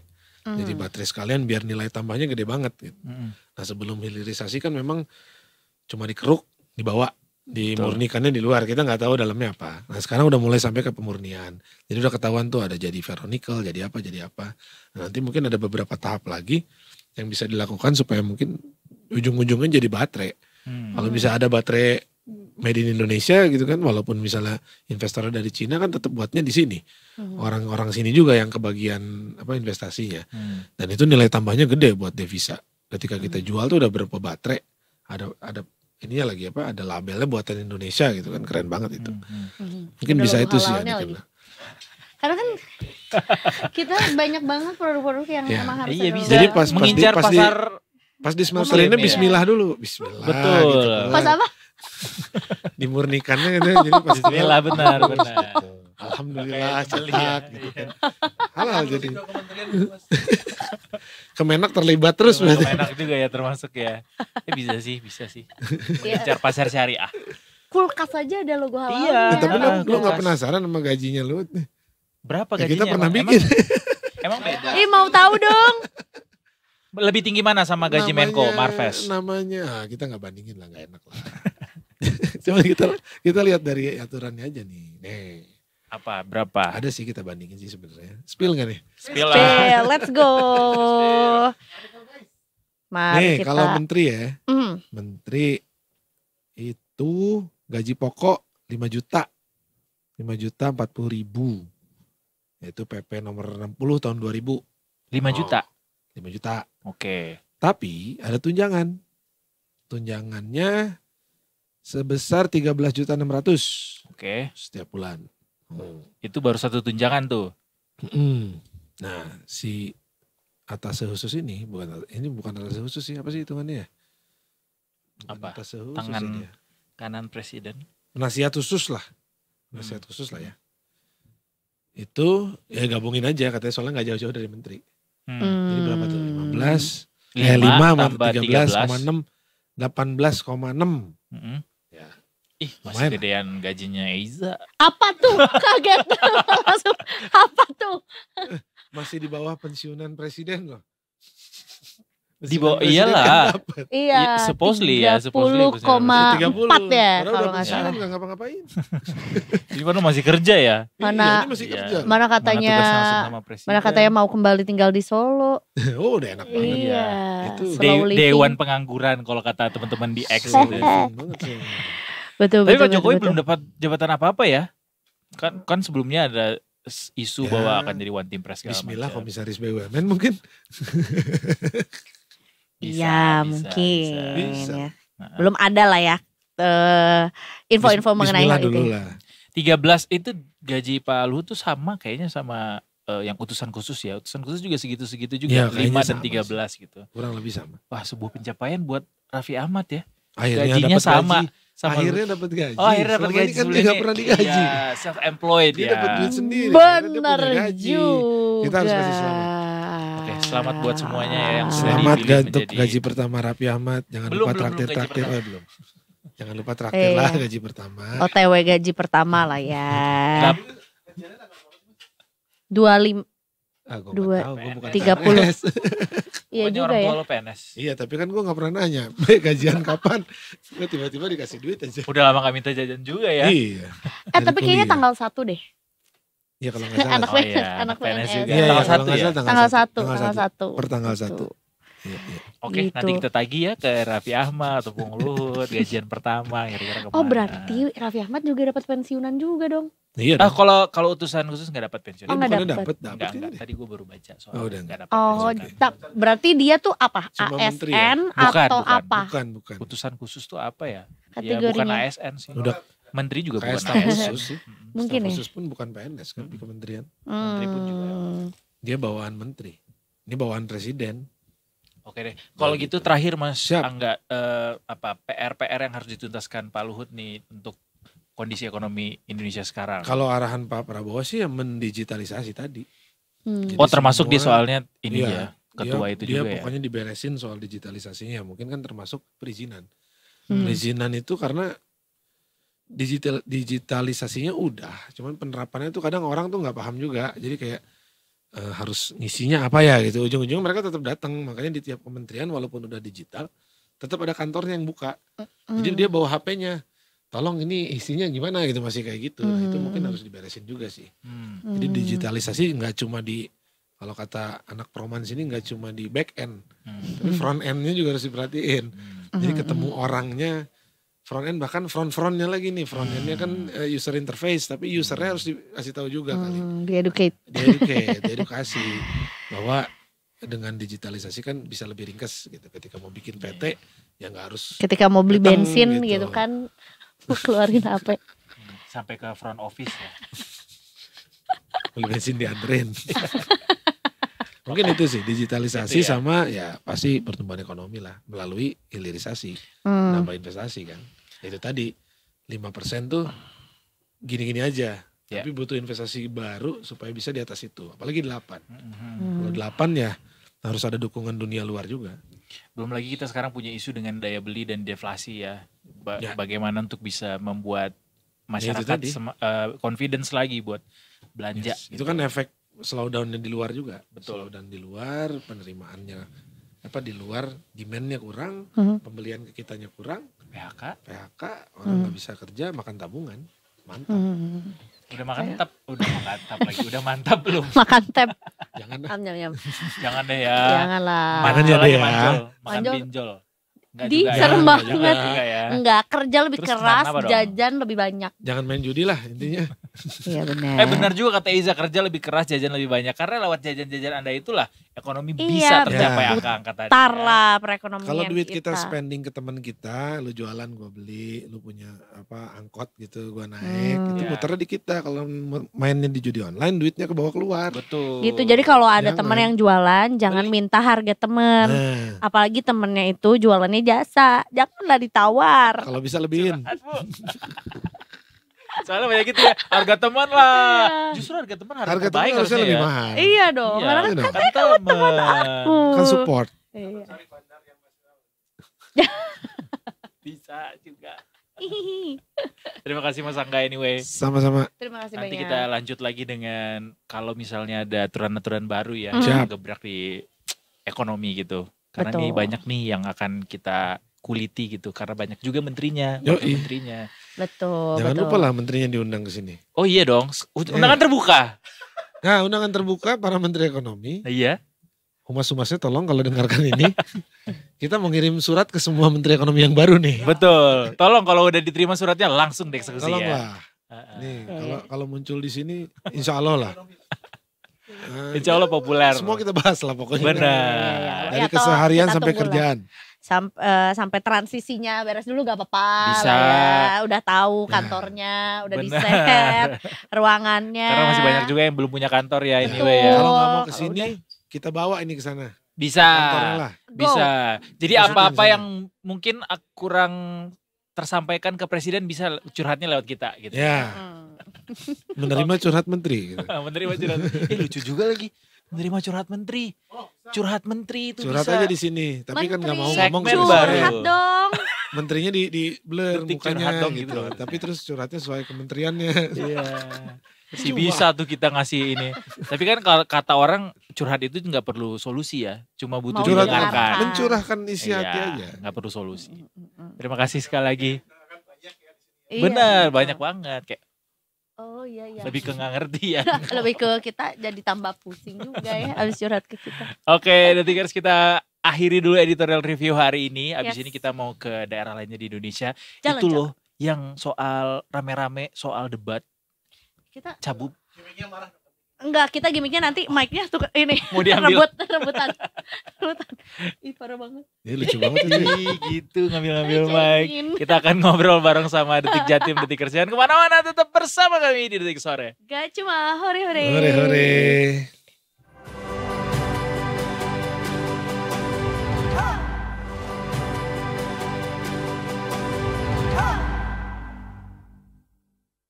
Iya boleh, nggak apa-apa. Udah live ternyata. Kembali lagi di Welcome Detik back. Sore. Welcome back. Oke ya, Cuma hore-hore. kita lagi ngomongin tentang kalau gimana sih ya pertanyaannya? Define no. Jadi Orang- Eiza tuh lagi bilang kalau di sosial Bukan media tuh Eiza banyak. tuh bilang. Apa dong?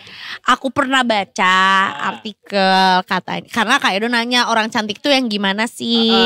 Ada standarnya gak? Karena kalau cantik kan relatif. Tapi ada beberapa checklist yang aku pernah baca, yaitu adalah wajahnya simetris, terus dia memiliki kulit yang sehat, terus tebal. kemudian memiliki facial hair atau rambut yang tebal. Jadi alisnya tebal, bulu matanya tebal, terus rambutnya tebal gitu. Itu physically. Physically. Ya kan physically kan, Oh, kan kita nggak itu bisa boleh. lihat, nggak bisa lihat inner beauty Ya, aku di bisa. Instastory. Emang iya? Bisa tahu. Coba Aku kita tuh cenayang. akan baca inner beauty satu wanita ini. Oh, Ifda Syahara. Kita akan bertemu kembali dengan beliau. Selamat Ifda sore, Ifda Syahara. Syahara. Cakep. Halo, selamat sore. Ifda Syahara kata Kak Edo belum pantun aja udah cakep. Iya. Keterlaluan sih. Apalagi pantun. Peres deh. Julia kali Peres. Ibda Syahara. Gak ada. Kita lagi bertanya-tanya atau kita lagi diskusi tadi soal kecantikan. Apa definisi kecantikan menurut Ibda Syahara? Kok suaranya agak putus-putus ya? Tuh berarti Eiza yang harus nanya. Selalu begitu. Kata Kak Edo, menurut Ibda Syahara sendiri kecantikan itu apa? Definisinya.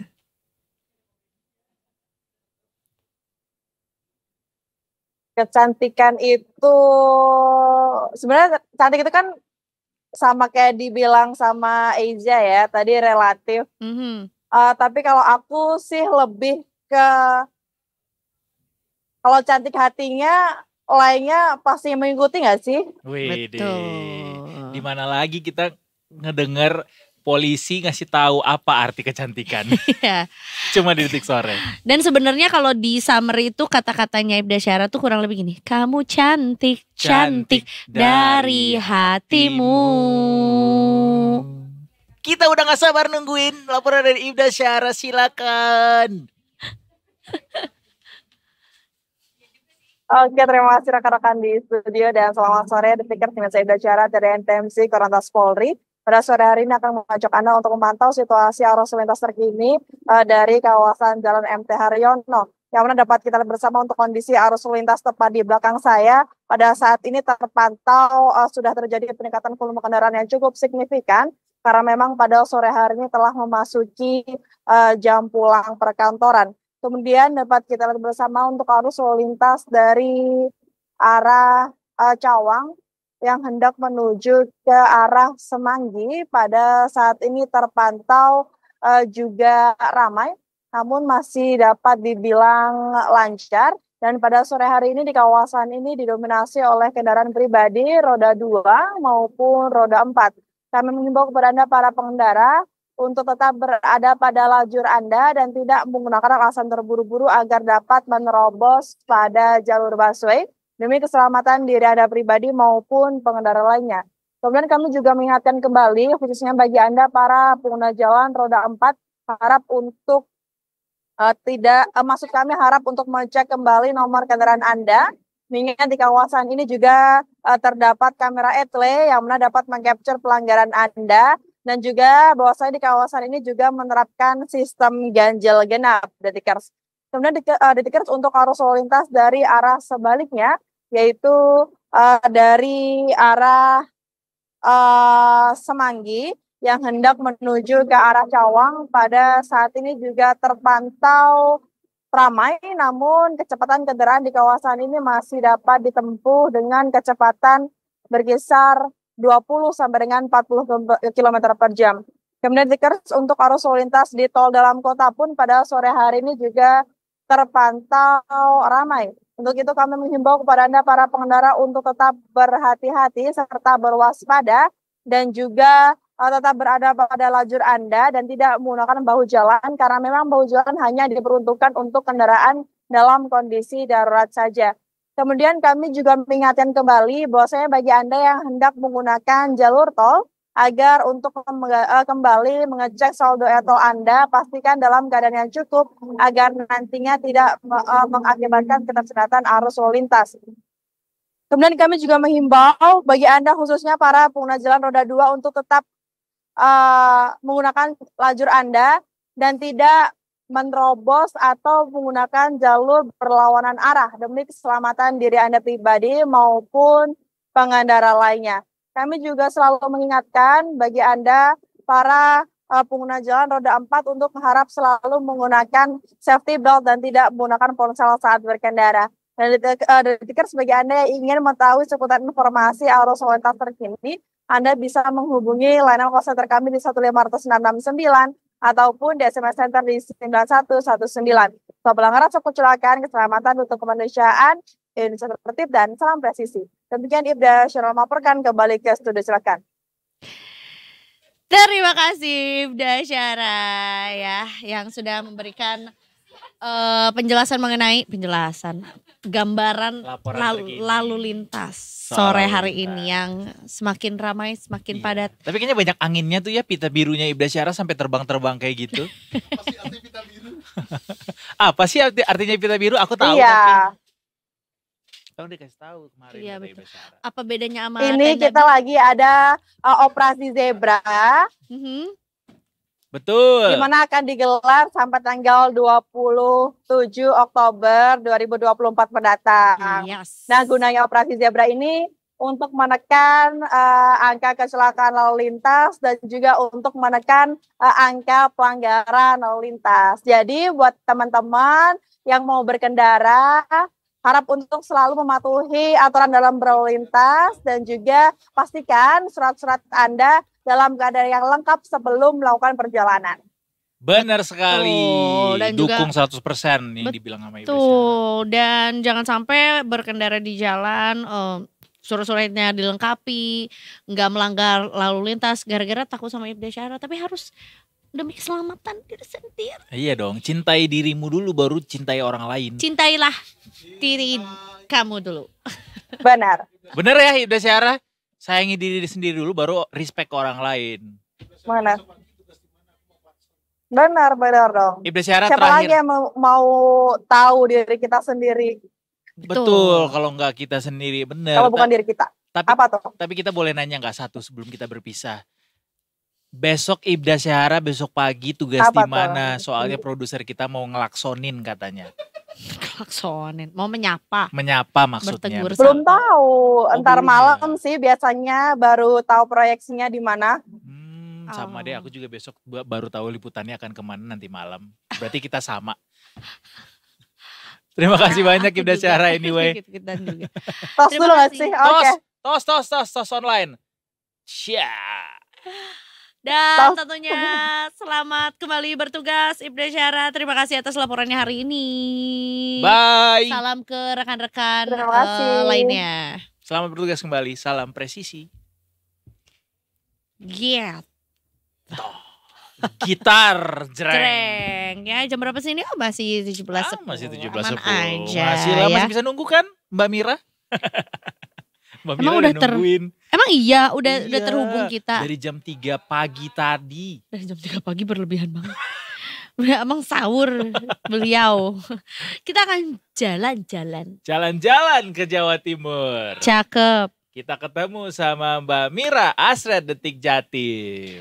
Mur. Kak Edo dan Eiza di studio, apa kabar? Gimana cuaca di Jakarta sore ini? Halo. Halo, cuaca di Jakarta cerah ceria. Ih, dingin banget di sini soalnya kan mau musim dingin. Duh, abis nonton Frozen ya. Love is an open. Kamera Musim dingin ya, bukan musim hujan. Enggak, di sini Belum. musim dingin. Belum. Soalnya belum. udah perubahan iklim kan, jadi dia beda. Baca klik. Aku baru 2 bulan belum ke Jakarta, terus ternyata di sana udah musim dingin ya sekarang. Iya, emang sevolatil itu iklim kita. Kamera katanya udah standby dari jam 3 pagi. Berlebihan kayaknya ya. Adukannya tuh Mas Edo deh. Kamu kenapa udah standby dari jam 3 pagi? Abis ngapain? Habis ngapain? Habis liputan mencari Bahan hari bahan ini. berita. Karena Bahannya soalnya penuh dengan keributan ya. Oh iya, Iya. betul sekali. Di Jatim juga ada keributan yang sangat tidak disangka-sangka. Bener. Dan bahkan kita aja sampai geleng-geleng sih lihat videonya. Mm-mm. Betapa Berarti- seorang calon bupati bisa mempertontonkan sikap seperti itu gitu ya.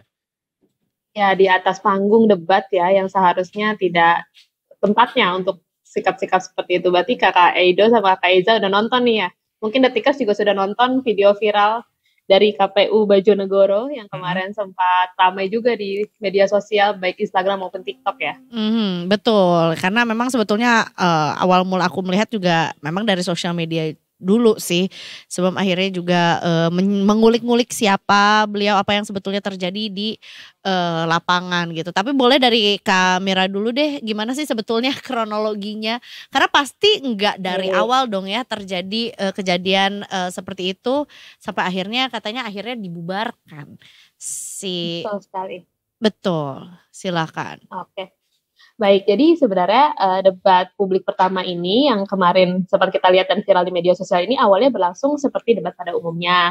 Ada perkenalan para pasangan calon, ada juga penyampaian aturan debat maupun ada juga penyampaian tata tertib yang harus diikuti. Pokoknya pada awalnya kalau misalnya kita lihat dari YouTube, tayangan live YouTube-nya KPU Bojonegoro ini berjalan seperti debat-debat pada umumnya. Namun ketika paslon nomor urut 1 yakni Farida, paslon, tapi ini posisinya calon wakil bupati ya, diminta untuk menyampaikan visi misinya terlebih dahulu karena dia kan nomor urutnya nomor 1. Nah itu malah dia bukannya menyampaikan visi misi, malah mengutip beberapa peraturan KPU, lalu tiba-tiba mengundang calon bupatinya Mas Teguh Haryono ini ke atas panggung, dan Pak Teguh Haryono ini langsung mengambil alih mic lalu menyampaikan visi misinya, padahal sesuai dengan berita acara yang sudah disepakati oleh kedua belah pihak, baik pasangan calon maupun KPU dan Bawaslu, ini format debat pertama adalah debat publik untuk calon wakil bupati saja, yang temanya itu bisa dibaca tata kelola lahan dan sumber daya alam yang berkeadilan. Nah, dari sinilah kemudian terjadi keributan, di mana kemudian awalnya moderator sempat kita lihat ya termenung dan terkaget juga dengan si calon bupati ini. Terus akhirnya moderator meminta calon bupati ini untuk turun atau untuk menghentikan penyampaian visinya. Tapi tidak didengarkan juga oleh calon bupati yang kemudian bersikeras untuk menyampaikan visi misinya di atas panggung. Padahal ini harusnya langkahnya calon wakil bupati. Nah kemudian kalau kita lihat di tayangan YouTube-nya KPU Bojonegoro kan kemudian debatnya dihentikan begitu ya. Bahwa kami meminta, kalau kata moderator, kami meminta Pak Teguh untuk menghentikan dan berturun dari podium atau debat kami hentikan. Dan kemudian tayangan di KPU Bojonegoro ini masuk ke commercial break dan kita tidak bisa melihat lagi apa yang kemudian terjadi. Tapi kita bisa melihat apa yang kemudian terjadi ini dari video-video viral yang beredar di media sosial. Bahwa yang lebih parahnya lagi adalah calon wakil bupati dan calon bupati paslon nomor 1 ini tidak menghentikan aturan yang mereka langgar itu. Bahkan calon bupati nomor urut 1 Teguh Haryono ini terlihat memprovokasi pendukungnya dengan memancing amarah pendukungnya, lalu juga dia kemudian bilang peraturan mana yang saya langgar gitu. Sempat ada omongan seperti itu. Bahkan ada aksi-aksi nyeleneh lain yang bikin kita mengerutkan dahi begitu ya. Ada aksi mereka kayak tahlilan terus malah marah-marah di atas panggung gitu. Nah ini yang kemudian menyebabkan keributan. Lalu kemudian tadi dari hasil riset kami juga kemudian ketua KPU memilih untuk menghentikan debat ini, memilihkan debat perdana ini dan kemudian membubarkan pasangan calon maupun pendukungnya begitu. Gitu Kak, seru ya, tapi bingung. Betul, kayaknya kalau gue yang jadi moderator juga kayak ya terserah bapak sama ibu aja lah. Ya memang bingung kan, karena memang juga debat yang pertama ini memang ditujukan untuk calon wakilnya saja. Jadi betul, jadi calon wakil bupati paslon urut 1 dan paslon urut 2 gitu ya. Yang artinya berarti dari paslon nomor urut 2 itu belum sempat dong untuk naik ke atas panggung dan menyampaikan visi misinya. Oke Kak Iza, kalau naik ke atas panggung sudah, karena kan memang urutannya itu waktu kan pemanggilan dulu calon wakil bupatinya. Calon wakil bupati nomor urut 1 naik, nomor urut 2 naik, lalu baru kemudian mari kita dengarkan penyampaian visi misi dari calon wakil bupati nomor urut 1. Nah, kejadiannya di situ. Jadi sebenarnya kedua calon wakil bupati ini sudah ada di atas podium. Nah, yang cukup juga menenangkan penonton adalah respon dari calon wakil bupati nomor urut 2, Nur Azizah, yang dia juga untungnya tidak ikut terpancing emosi, begitu juga pendukungnya. Mungkin pendukungnya ada 1-2 yang terpancing emosi, tapi sebagian besar masih kondusif. Terus Nur Azizah juga sesekali hanya terlihat tersenyum melihat parodi politik yang ditontonkan oleh kedua paslon lain begitu. Jadi kalau bisa kita lihat dia hanya mengerutkan dahi lalu juga sesekali tersenyum gitu. Lalu dari sesi doorstop atau keterangan pers yang dia sampaikan setelah debat, dia bilang dia sebenarnya memberikan kesempatan Mbak Farida ini untuk ditemani oleh calon bupatinya Pak Teguh Haryono. Tapi tetap yang harusnya menyampaikan visi misi maupun yang berdebat ini Mbak Faridanya saja, tapi sebenarnya calon wakil bupati dan calon bupati nomor urut 1 ini menolak dan kayak memaksa atau bersikeras agar yang mengikuti debat ini keduanya, jadi calon bupati dan calon wakil bupati begitu. Dia juga menyayangkan sikap kedua paslon lain ini dan dia timnya bilang juga tadi ada salah satu tim sesnya atau jubir tim sesnya paslon nomor urut 2 Setio Wahono dan Nur Azizah ini yang kami berhasil wawancarai pihaknya merasa menyesalkan kepada KPU mengapa kemudian dalam tanda kutip membiarkan paslon nomor urut 1 Teguh Haryono dan Farida berlaku seenaknya. Kenapa Teguh Haryono ini pada saat kejadian tidak langsung diturunkan saja begitu loh. Jadi Teguh Haryono diturunkan dan diamankan lalu dilanjutkan debat seperti biasa gitu. Dan pihak mereka juga menyayangkan tidak adanya debat ini, tapi juga masih belum bisa memberikan kabar lebih lanjut karena mereka juga masih menunggu dari KPU sendiri apakah akan mengadakan debat ulang atau akan memberikan sanksi atau seperti apa gitu. Nah, tapi tim paslon nomor urut 2 ini menganggap memang debat ini sangat penting untuk menyampaikan visi misi kepada masyarakat khususnya di Bojonegoro gitu, Kak Eiza sama Kak Edo. Boleh tanya nggak kalau dari sisi elektabilitas siapa sih yang paling kuat di antara para calon ini? Nah, mungkin petanya nanti akan berubah ya. Memang kalau mungkin kita bisa bicara soal siapa petahanannya. Nah, yang calon nomor urut 2 ini, Nur Azizah sama Setio Wahono ini, Nur Azizah ini sebenarnya dulu adalah sekretaris Kabupaten Bojonegoro, jadi bisa dibilang sebagai petahana ya.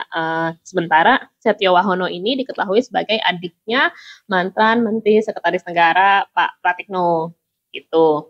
Kalau elektabilitasnya nanti kami cek kembali ya, tunggu dulu artikelnya di Detik Jatim. Mungkin yang perlu kita pertanyakan malah gimana ya respon KPU-nya gitu ya. Boleh. Mbak Mira, gimana respons KPU sejauh ini?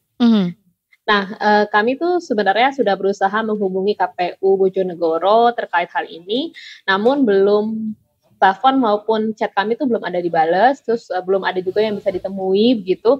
Lalu kami juga sudah bertanya ke KPU Jawa Timur terkait peristiwa ini, dan KPU Jawa Timur menyerahkan sepenuhnya ke KPU Bojonegoro. Nah, tadi sempat kami riset juga kemudian apa yang mungkin kemudian sudah dipublikasikan gitu oleh KPU Bojonegoro. Mereka bilang minta kita untuk menunggu rilis resmi akan mereka sampaikan di beberapa hari kemudian gitu. Nah, tapi tadi kami juga sudah sempat paslon nomor urut 1 ini sempat memberikan klarifikasi di Instagram pribadinya di @masteguh.id itu. Dia bilang kalau tapi klarifikasi ini sebenarnya kalau teman-teman atau detikers mencoba lihat gitu ya malah agak membingungkan gitu loh. Dia tidak menjelaskan secara eksplisit gitu apa tindakannya, mengapa ia melakukan tindakan itu, tapi dia hanya nah seperti ini dia menunjukkan beberapa salinan aturan. Coba pada intinya mau dicoba style. Oke. Kita coba dengarkan dulu ya Kamira ya. Ya boleh, silakan. Tidak kami terimanya pada kami tanyakan kenapa, sedangkan kami mendapatkan informasi di dalam masyarakat bahwa debat pertama di dalam rapat hanya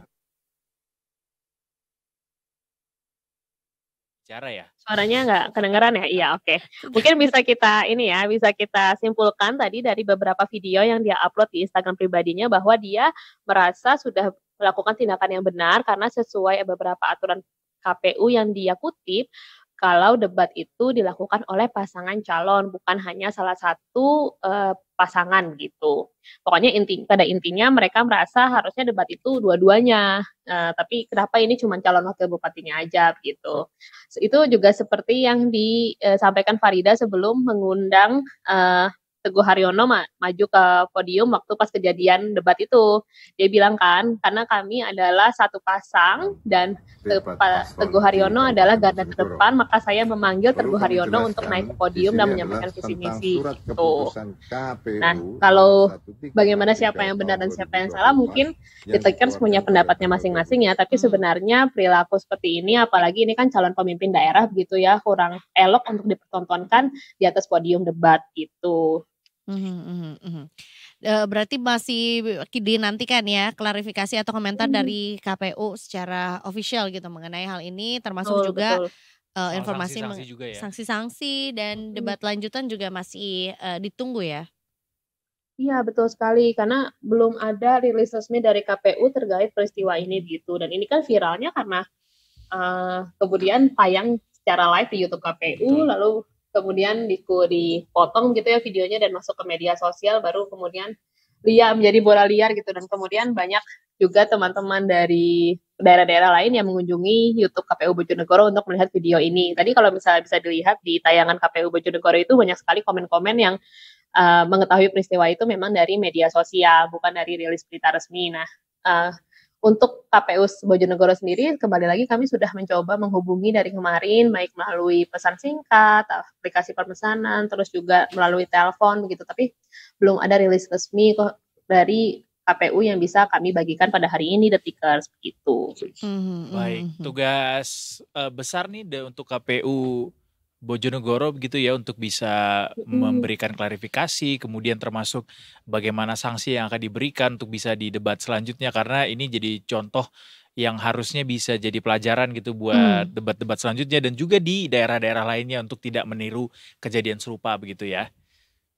Sama sekali, harusnya sudah ada, karena sebelumnya kan sudah ada rapat koordinasi ya terkait tata cara debat yang sudah disepakati oleh kedua belah pihak, ditandatangani oleh KPU Bawaslu dan 2 pasangan calon. Seharusnya 2 pasangan calon ini bisa lebih arif dalam menaati peraturan yang sudah mereka sepakati begitu ya. Kita harap sih ya pesta demokrasi kita ini tidak ternodai dengan tindakan-tindakan yang membingungkan publik gitu dan membuat gaduh. Semoga bisa lancar-lancar saja. Jadi terpilihlah pemimpin-pemimpin daerah yang amanah dan bisa memimpin daerahnya untuk jadi lebih baik. Tentunya, supaya bisa jadi contoh juga. Terima kasih banyak anyway buat Mbak Mira atas informasinya. Nantikan Detikers semua informasi terupdate terkait isu ini, kasus ini, nanti di Detik Jatim tentunya ya.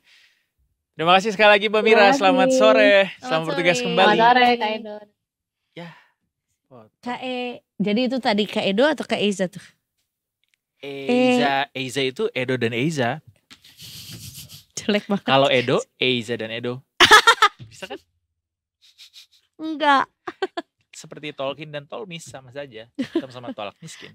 Iya sih. Lakmis. Tapi habis ini kita akan menutrisi our soul and our mind dan menjadi satu. Our mind and our soul. Apa kenapa? Salahnya di mana? Kita udah makin sore nih. Kita akan Sansel Talk bersama inspirator kita, meskipun usianya masih sangat muda, tapi sudah bisa kasih pelajaran sangat telak buat kita ya, bahwa belajar itu tidak kenal usia, nggak harus dari dewasa dulu, nggak harus tunggu dewasa dulu, bahkan nggak harus kecil segede merica. Dari kecil pun bisa, walaupun dengan berbagai macam keterbatasan anyway. Betul, dan tentunya juga tentunya pasti akan menginspirasi juga lah untuk Detikers juga. Dan mungkin aku bisa belajar juga mengenai tips menghafal. Aku juga bisa belajar sih. Iya kan, karena kan aku juga kayak gimana caranya keterbatasan aku kan di sini. Sebanyak itu ya. Ya, itu lebih ke faktor Yuswa sih. Nanti kita cari tahu gimana sih sebetulnya atau teknik apa yang digunakan untuk bisa menghafal banyak teks, terutama sekarang juga karena kita akan ngobrol sama seorang hafizah juga, jadinya bagaimana cara menghafal Quran yang efektif mungkin. Nanti habis ini kita nantikan Detikers ya. Tetap bersama kami di Detik Sore, gak cuma hore-hore.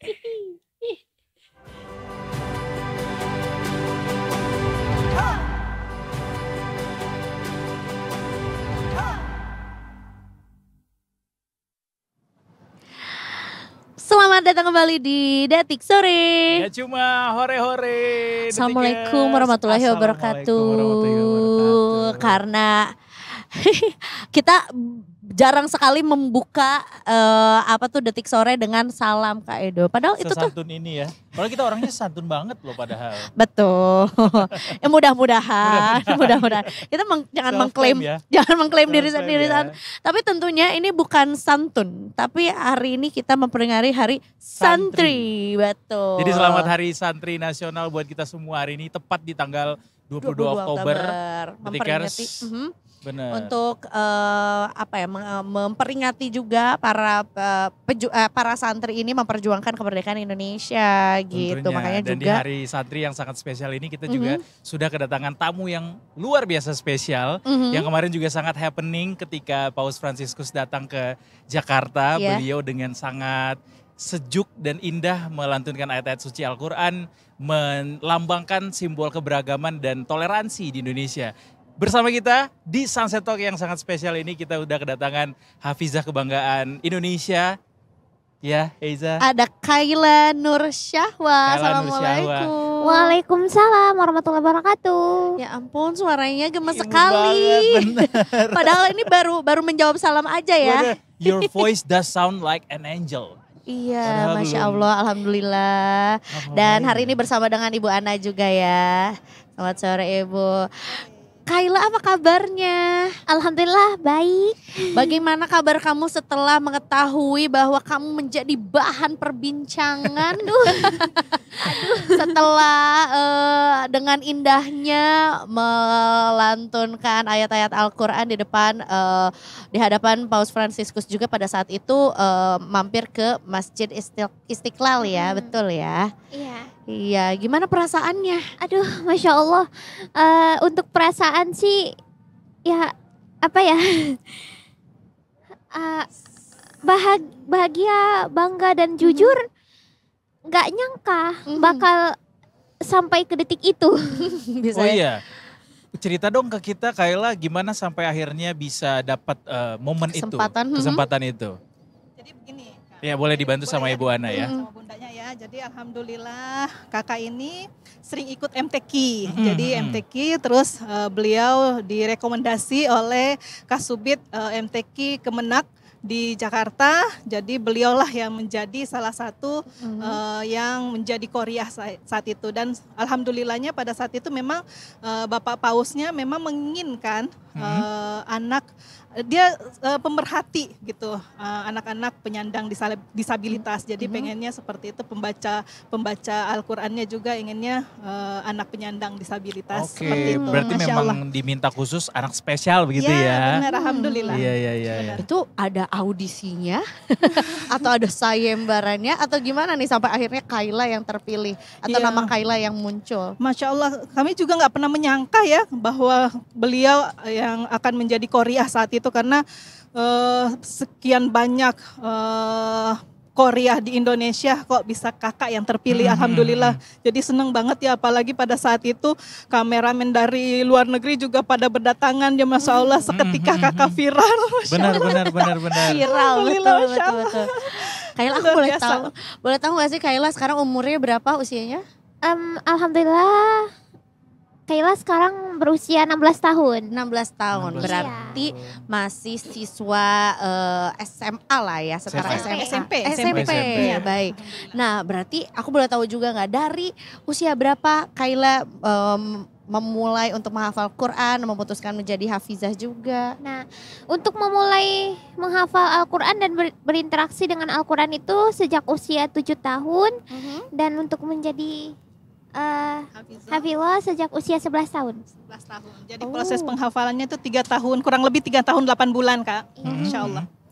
Wow. Usia 7 tahun sudah ingin menjadi penghafal Al-Quran. Jadi Masya Allah. Masya Allah ya. Ini Kasih tips dong ke kita Iya. Kaila gimana, ini kan yang dihafal juga banyak dan apa namanya ayat-ayat suci Al-Quran begitu, bahasanya juga berbeda dengan bahasa ibu kita. Gimana cara kamu bisa menghafal itu atau tipsnya seperti Oke. apa yang dilakukan? Baik, untuk teman-temanku semuanya yang terutama mungkin disabilitas juga, triknya itu pertama tentunya kita luruskan niat karena Allah Ta'ala. Karena sesuai hadis, segala sesuatunya itu harus diawali dengan niat atau tergantung dari niat kita.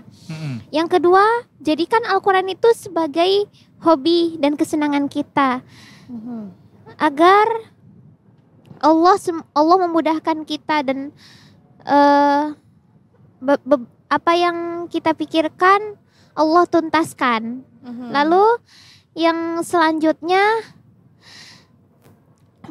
jadikan Al-Quran itu sebagai sahabat. Karena seperti sabda Rasulullah SAW, Iqra'ul Quran fa innahu ya'ti yaumal qiyamati syafi'an li ashabi. Bacalah Al-Quran karena sesungguhnya ia nanti akan datang pada yaumil qiyamah menjadi syafaat bagi orang yang membacanya, apalagi jika kita menghafalnya. Dan jangan lupa sebelum melaksanakan murojaah sebaiknya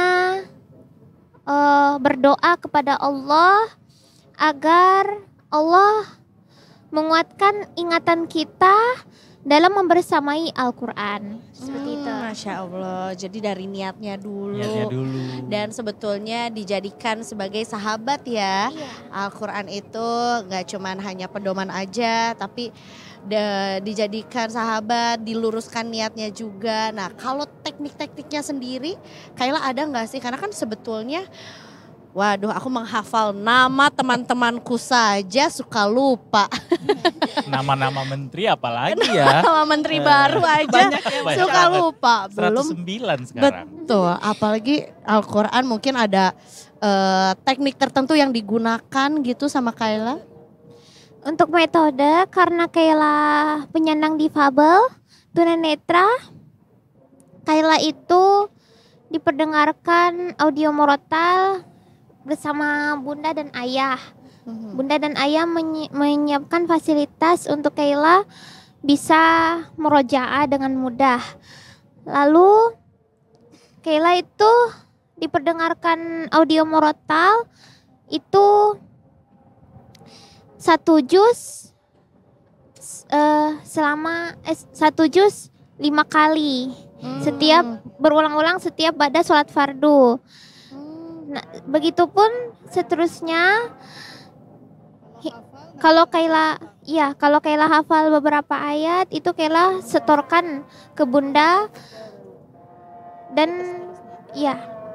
ke ayah gitu. Jadi kakak Kaila ini kan daya ingatnya bagus ya dengan terus indera pendengarannya juga kuat. Jadi kita manfaatkan dua itu untuk kita memperdengarkan yang baik-baik. Alhamdulillah dengan diperdengarkan murotal setiap hari, bukannya hanya mendengar tapi bisa dihafal dengan sesuai apa yang didengar. Jadi semacam alat rekam seperti itu Kak. Jadi Masya Allah kita perdengarkan rutin ternyata senang, ternyata hafal, dan memang udah nggak ada paksaan bahwa memang itu Al-Quran mujizat ya. Iya. Allah memang berikan bagi hamba-hambanya yang memang Allah pengen berikan seperti itu. Jadi kakak pada saat didengarkan bukannya menolak, bukannya nggak mau dengar ini, maunya dengar musik seperti itu. Tapi beliaunya senang sih. Jadi Masya Allah diperdengarkan rutin, hafal, selesai 3 tahun 8 bulan baru bisa baca braille seperti itu Kak. Jadi dari 3 tahun 8 bulan sudah didengarkan begitu?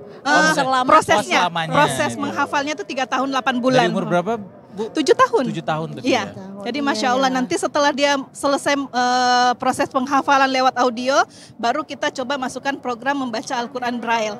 Nah, jadi bukan cuma mendengar, tapi bisa baca Al-Quran Braille-nya gitu.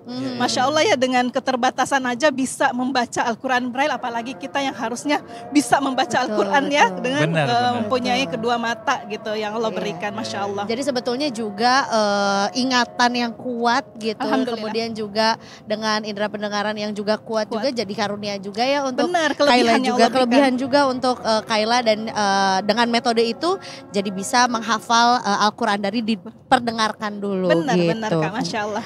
Nah ini kembali lagi ke kisahnya Kaila yang membacakan ayat suci Al-Quran juga pada saat kunjungan Paus Fransiskus di sini, yaitu membacakan ada 2 ayat ya kalau nggak salah ya Kaila. Iya. Betul. Ayat apa itu Kak? Ayat apa Surah saja apa? yang dibacakan? Oke. Waktu itu Kaila membacakan surah Al-Baqarah ayat 62 dan juga Al-Hujurat ayat 13. Yang menjelaskan apa? Yang menjelaskan di surah Al-Baqarah menjelaskan tentang bagaimana kita toleransi antar beragama, yaitu bagi orang yang beriman terhadap Tuhannya dan kepada hari akhir, dan jika mereka melaksanakan itu mereka akan mendapatkan pahala. Sedangkan surah Al-Hujurat ayat 13 menjelaskan bahwa kita di sini kan di Indonesia berbagai suku dan berbangsa-bangsa kan, berbeda-beda, berbagai macam aneka ragam.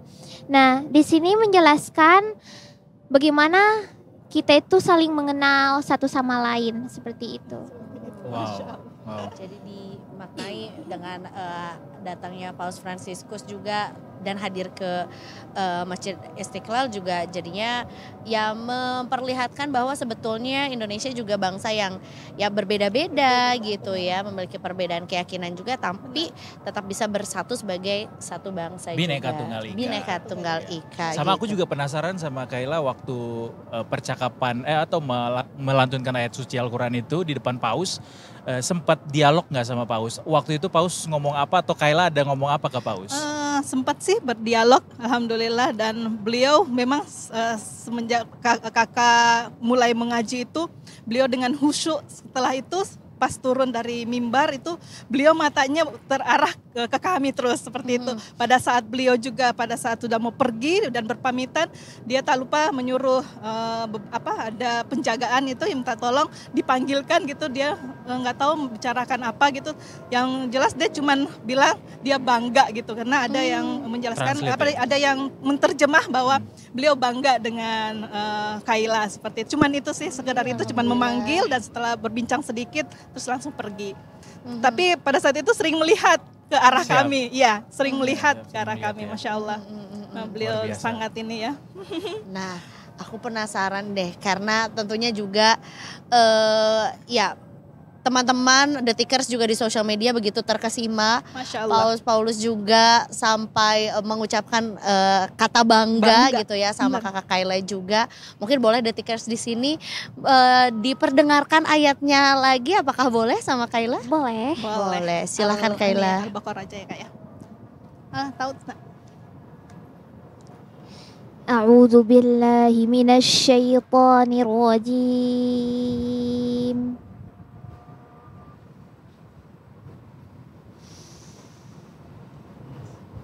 Bismillahirrahmanirrahim.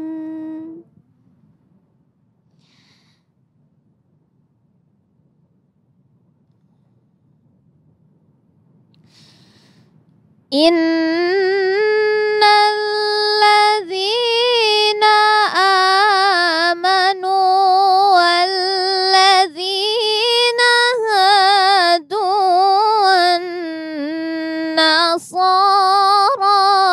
was-sabiina man amana billah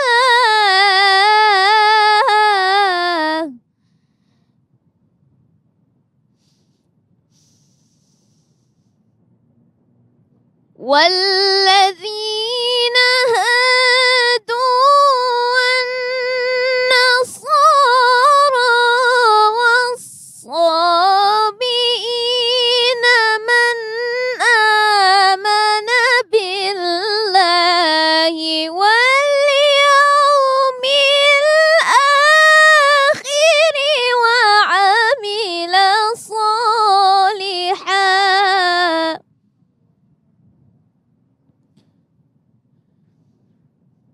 وعمل صالحا فلهم أجرهم عند ربهم ولا خوف عليهم ولا هم يحزنون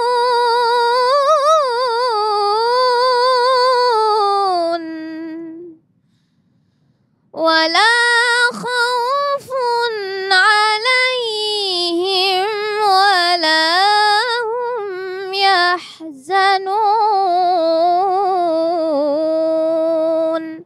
صدق الله العظيم. Alhamdulillahirrabbilalamin, sudah dibacakan juga dan Masya Allah terima kasih banyak Kayla juga. Jadi kita punya pengalaman yang sama juga seperti teman-teman yang ada di Masjid Istiqlal waktu itu. Jadi kita udah setara sama Paus ya. Iya, udah kita mendengarkan secara langsung dari orang yang sama. Betul, Terima kasih betul. banyak Kayla. By the way, aku boleh nanya satu tips lagi nggak dari Kayla? Soalnya melihat pengalaman Kayla di usia sekarang yang masih sangat dini begitu, sudah bertemu dengan banyak sekali tokoh-tokoh besar, juga sempat menjadi tamu kehormatan di Brunei Darussalam ya Bu ya, di hadapan Sultan Hasan Bolkiah, juga melantunkan ayat suci Al-Quran di depan Paus, mesti punya tekanan yang sangat besar begitu ketika berhadapan dengan mereka semua. Seperti apa Kayla mengontrol emosi gitu menghadapi energi sebesar itu Kayla?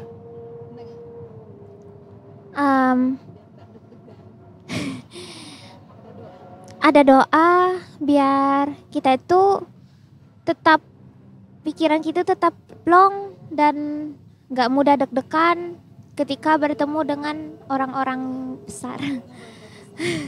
Doanya itu adalah Rabbi shrah li sadri wa yassir li amri wahlul 'uqdatam min lisani yafqahu qawli. Ya Allah, lapangkanlah dadaku, mudahkanlah urusanku dan mudahkan lisanku agar mereka mengerti akan ucapanku. Kalau nggak salah itu doanya Nabi Yusuf ya? Nabi Musa ya pada saat menghadapi Fir'aun waktu itu ya. Pressure-nya besar, terus kemudian mengandalkan lisannya gitu. Dan akhirnya ini menjadi satu doa andalan juga. Ya sama aku juga kalau mau MC doanya sama tahu. Jadi apapun occasionnya jangan lupa untuk minta izin dan restu dari Tuhan ya. Betul. Untuk bisa dikasih jalan yang lancar gitu. Betul.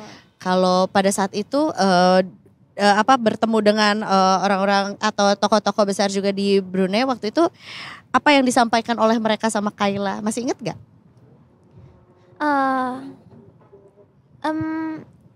Kalau dari Sultan Hasan Bolkiah, tentunya beliau bilang terima kasih sudah berkunjung di negara kami, katanya. Kami bangga mempunyai anak spesial seperti Kayla, katanya. Jadi ucapan terima kasih dan bangga sih sama dengan ini. Karena beliau juga senang, kebetulan kami adalah anak Indonesia, 2 orang anak Indonesia yang pertama kali yang memang langsung diundang khusus oleh beliau, seperti itu. Jadi memang karena yang di sana nggak sembarang orang masuk ya, jadi Masya Allah. Jadi kakak Kayla itu ada satu temannya lagi yang bernama Naja, itu berdua. Ya Masya Allah, beliau adalah 2 orang anak yang begitu sangat spesial yang langsung diundang dengan beliau, Masya Allah. Luar biasa. Luar biasa, Masya Allah. Nah mungkin untuk sambil kita menutup juga hari ini, karena kita juga sambil memperingati Hari Santri juga hari ini ya, mungkin ada nggak yang mau Kayla sampaikan kepada teman-teman sesama yang mau menghafal Quran atau calon-calon hafizah juga, agar suatu hari bisa seperti Kayla gitu. Untuk teman-teman semuanya, sebelum Kayla memberikan pesan-pesan, Kayla ingin menyampaikan selamat Hari Santri Nasional 22 Oktober 2024. Semoga semangat juang kalian terus menyala, membawa sinar pencerahan dalam kebaikan, dan semoga teman-teman semuanya yang ada di pondok pesantren selalu diberikan kesehatan dan terus menuntut ilmu. Karena ada salah satu hadis, thalabul ilmi faridatun ala kulli muslim. Menuntut ilmu adalah kewajiban bagi setiap umat Islam. Dan jika teman-teman ingin menghafalkan Al-Quran dan memberikan mahkota dan juga kebesaran untuk kedua orang tua kita, dekatkan Al-Quran dalam hati kita. Jadikan Al-Quran itu sebagai pedoman hidup kita, petunjuk arah kita, dan hobi dan kesenangan kita. Seperti itu. Terima kasih Kayla. Luar biasa sekali harapannya. Bagaimana kita harus bisa tetap ini ya, menjadi manusia yang selalu belajar begitu ya. Di tengah memperingati Hari Santri Nasional tahun ini. Kita spesial banget Detik Sore kedatangan Kayla. Terima kasih banyak sudah mau menerjang kemacetan, ketendean ini. Semoga juga punya kesan yang menyenangkan buat Kayla ya. Terima kasih sudah. Semakin banyak yang terinspirasi ya. Exactly. Amin. Jadi penghafal Al-Quran. Terima kasih. Tadi aku baru saja mau bilang terima kasih udah menjadi inspirasi untuk kita semua sebagai ya memperingati juga Hari Santri hari ini gitu ya, yang mudah-mudahan juga banyak nih para calon hafiz atau hafizah juga yang semakin termotivasi juga setelah mendengar suara angeliknya. Benar. Suara lembutnya dari Kayla juga hari ini ya. Itu tadi dia menutup hari ini Detikers, luar biasa ya, seru banget hari ini kita dari ngomongin menteri. Benar, dari Baru. ngomongin ekonomi, debat yang penuh dengan huru hara sampai kita ditutup dengan syahdu sekali oleh lantunan. Betul, nggak jadi emosi loh. Padahal tadi kita habis membacakan berita yang bukan kita sih yang emosi ya kayaknya. Tapi hari ini nggak ada yang emosi deh hari ini ya, dan seterusnya. Kita peringati sekali lagi selamat Hari Santri Nasional untuk semuanya. Masyarakat Indonesia, kita hari ini tutup dulu karena udah jam 6 sore juga, waktunya kita pamit. Jangan lupa untuk terus nonton Detik Sore. Besok kita akan hadir lagi tentunya di jam yang sama, jam 3:30 sore sampai jam 6 sore. Oke, akhir kata. Nah, aku mau minta tolong nih sama Kayla. Iya, jadi kita tuh punya yel-yel. Lo mah jadul banget. Iya, sorry dong, biar semangat walaupun kita udah maghrib nih, harus tetap semangat. Jadi kalau kita bilang Detik Sore, Kayla boleh bantu bilang gak cuma hore-hore. Boleh ya? Oke, kita bersama-sama. Kayla silahkan. Let's go. Detikers, jangan lupa besok ketemu lagi sama kita. Kita pamit undur diri dulu. Eduardo Sibaragir pamit. Eiza Magfira pamit. Dan seluruh kru yang bertugas hari ini juga pamit. Jumpa lagi besok cuma di Detik Sore. Gak cuma hore-hore. Yeah.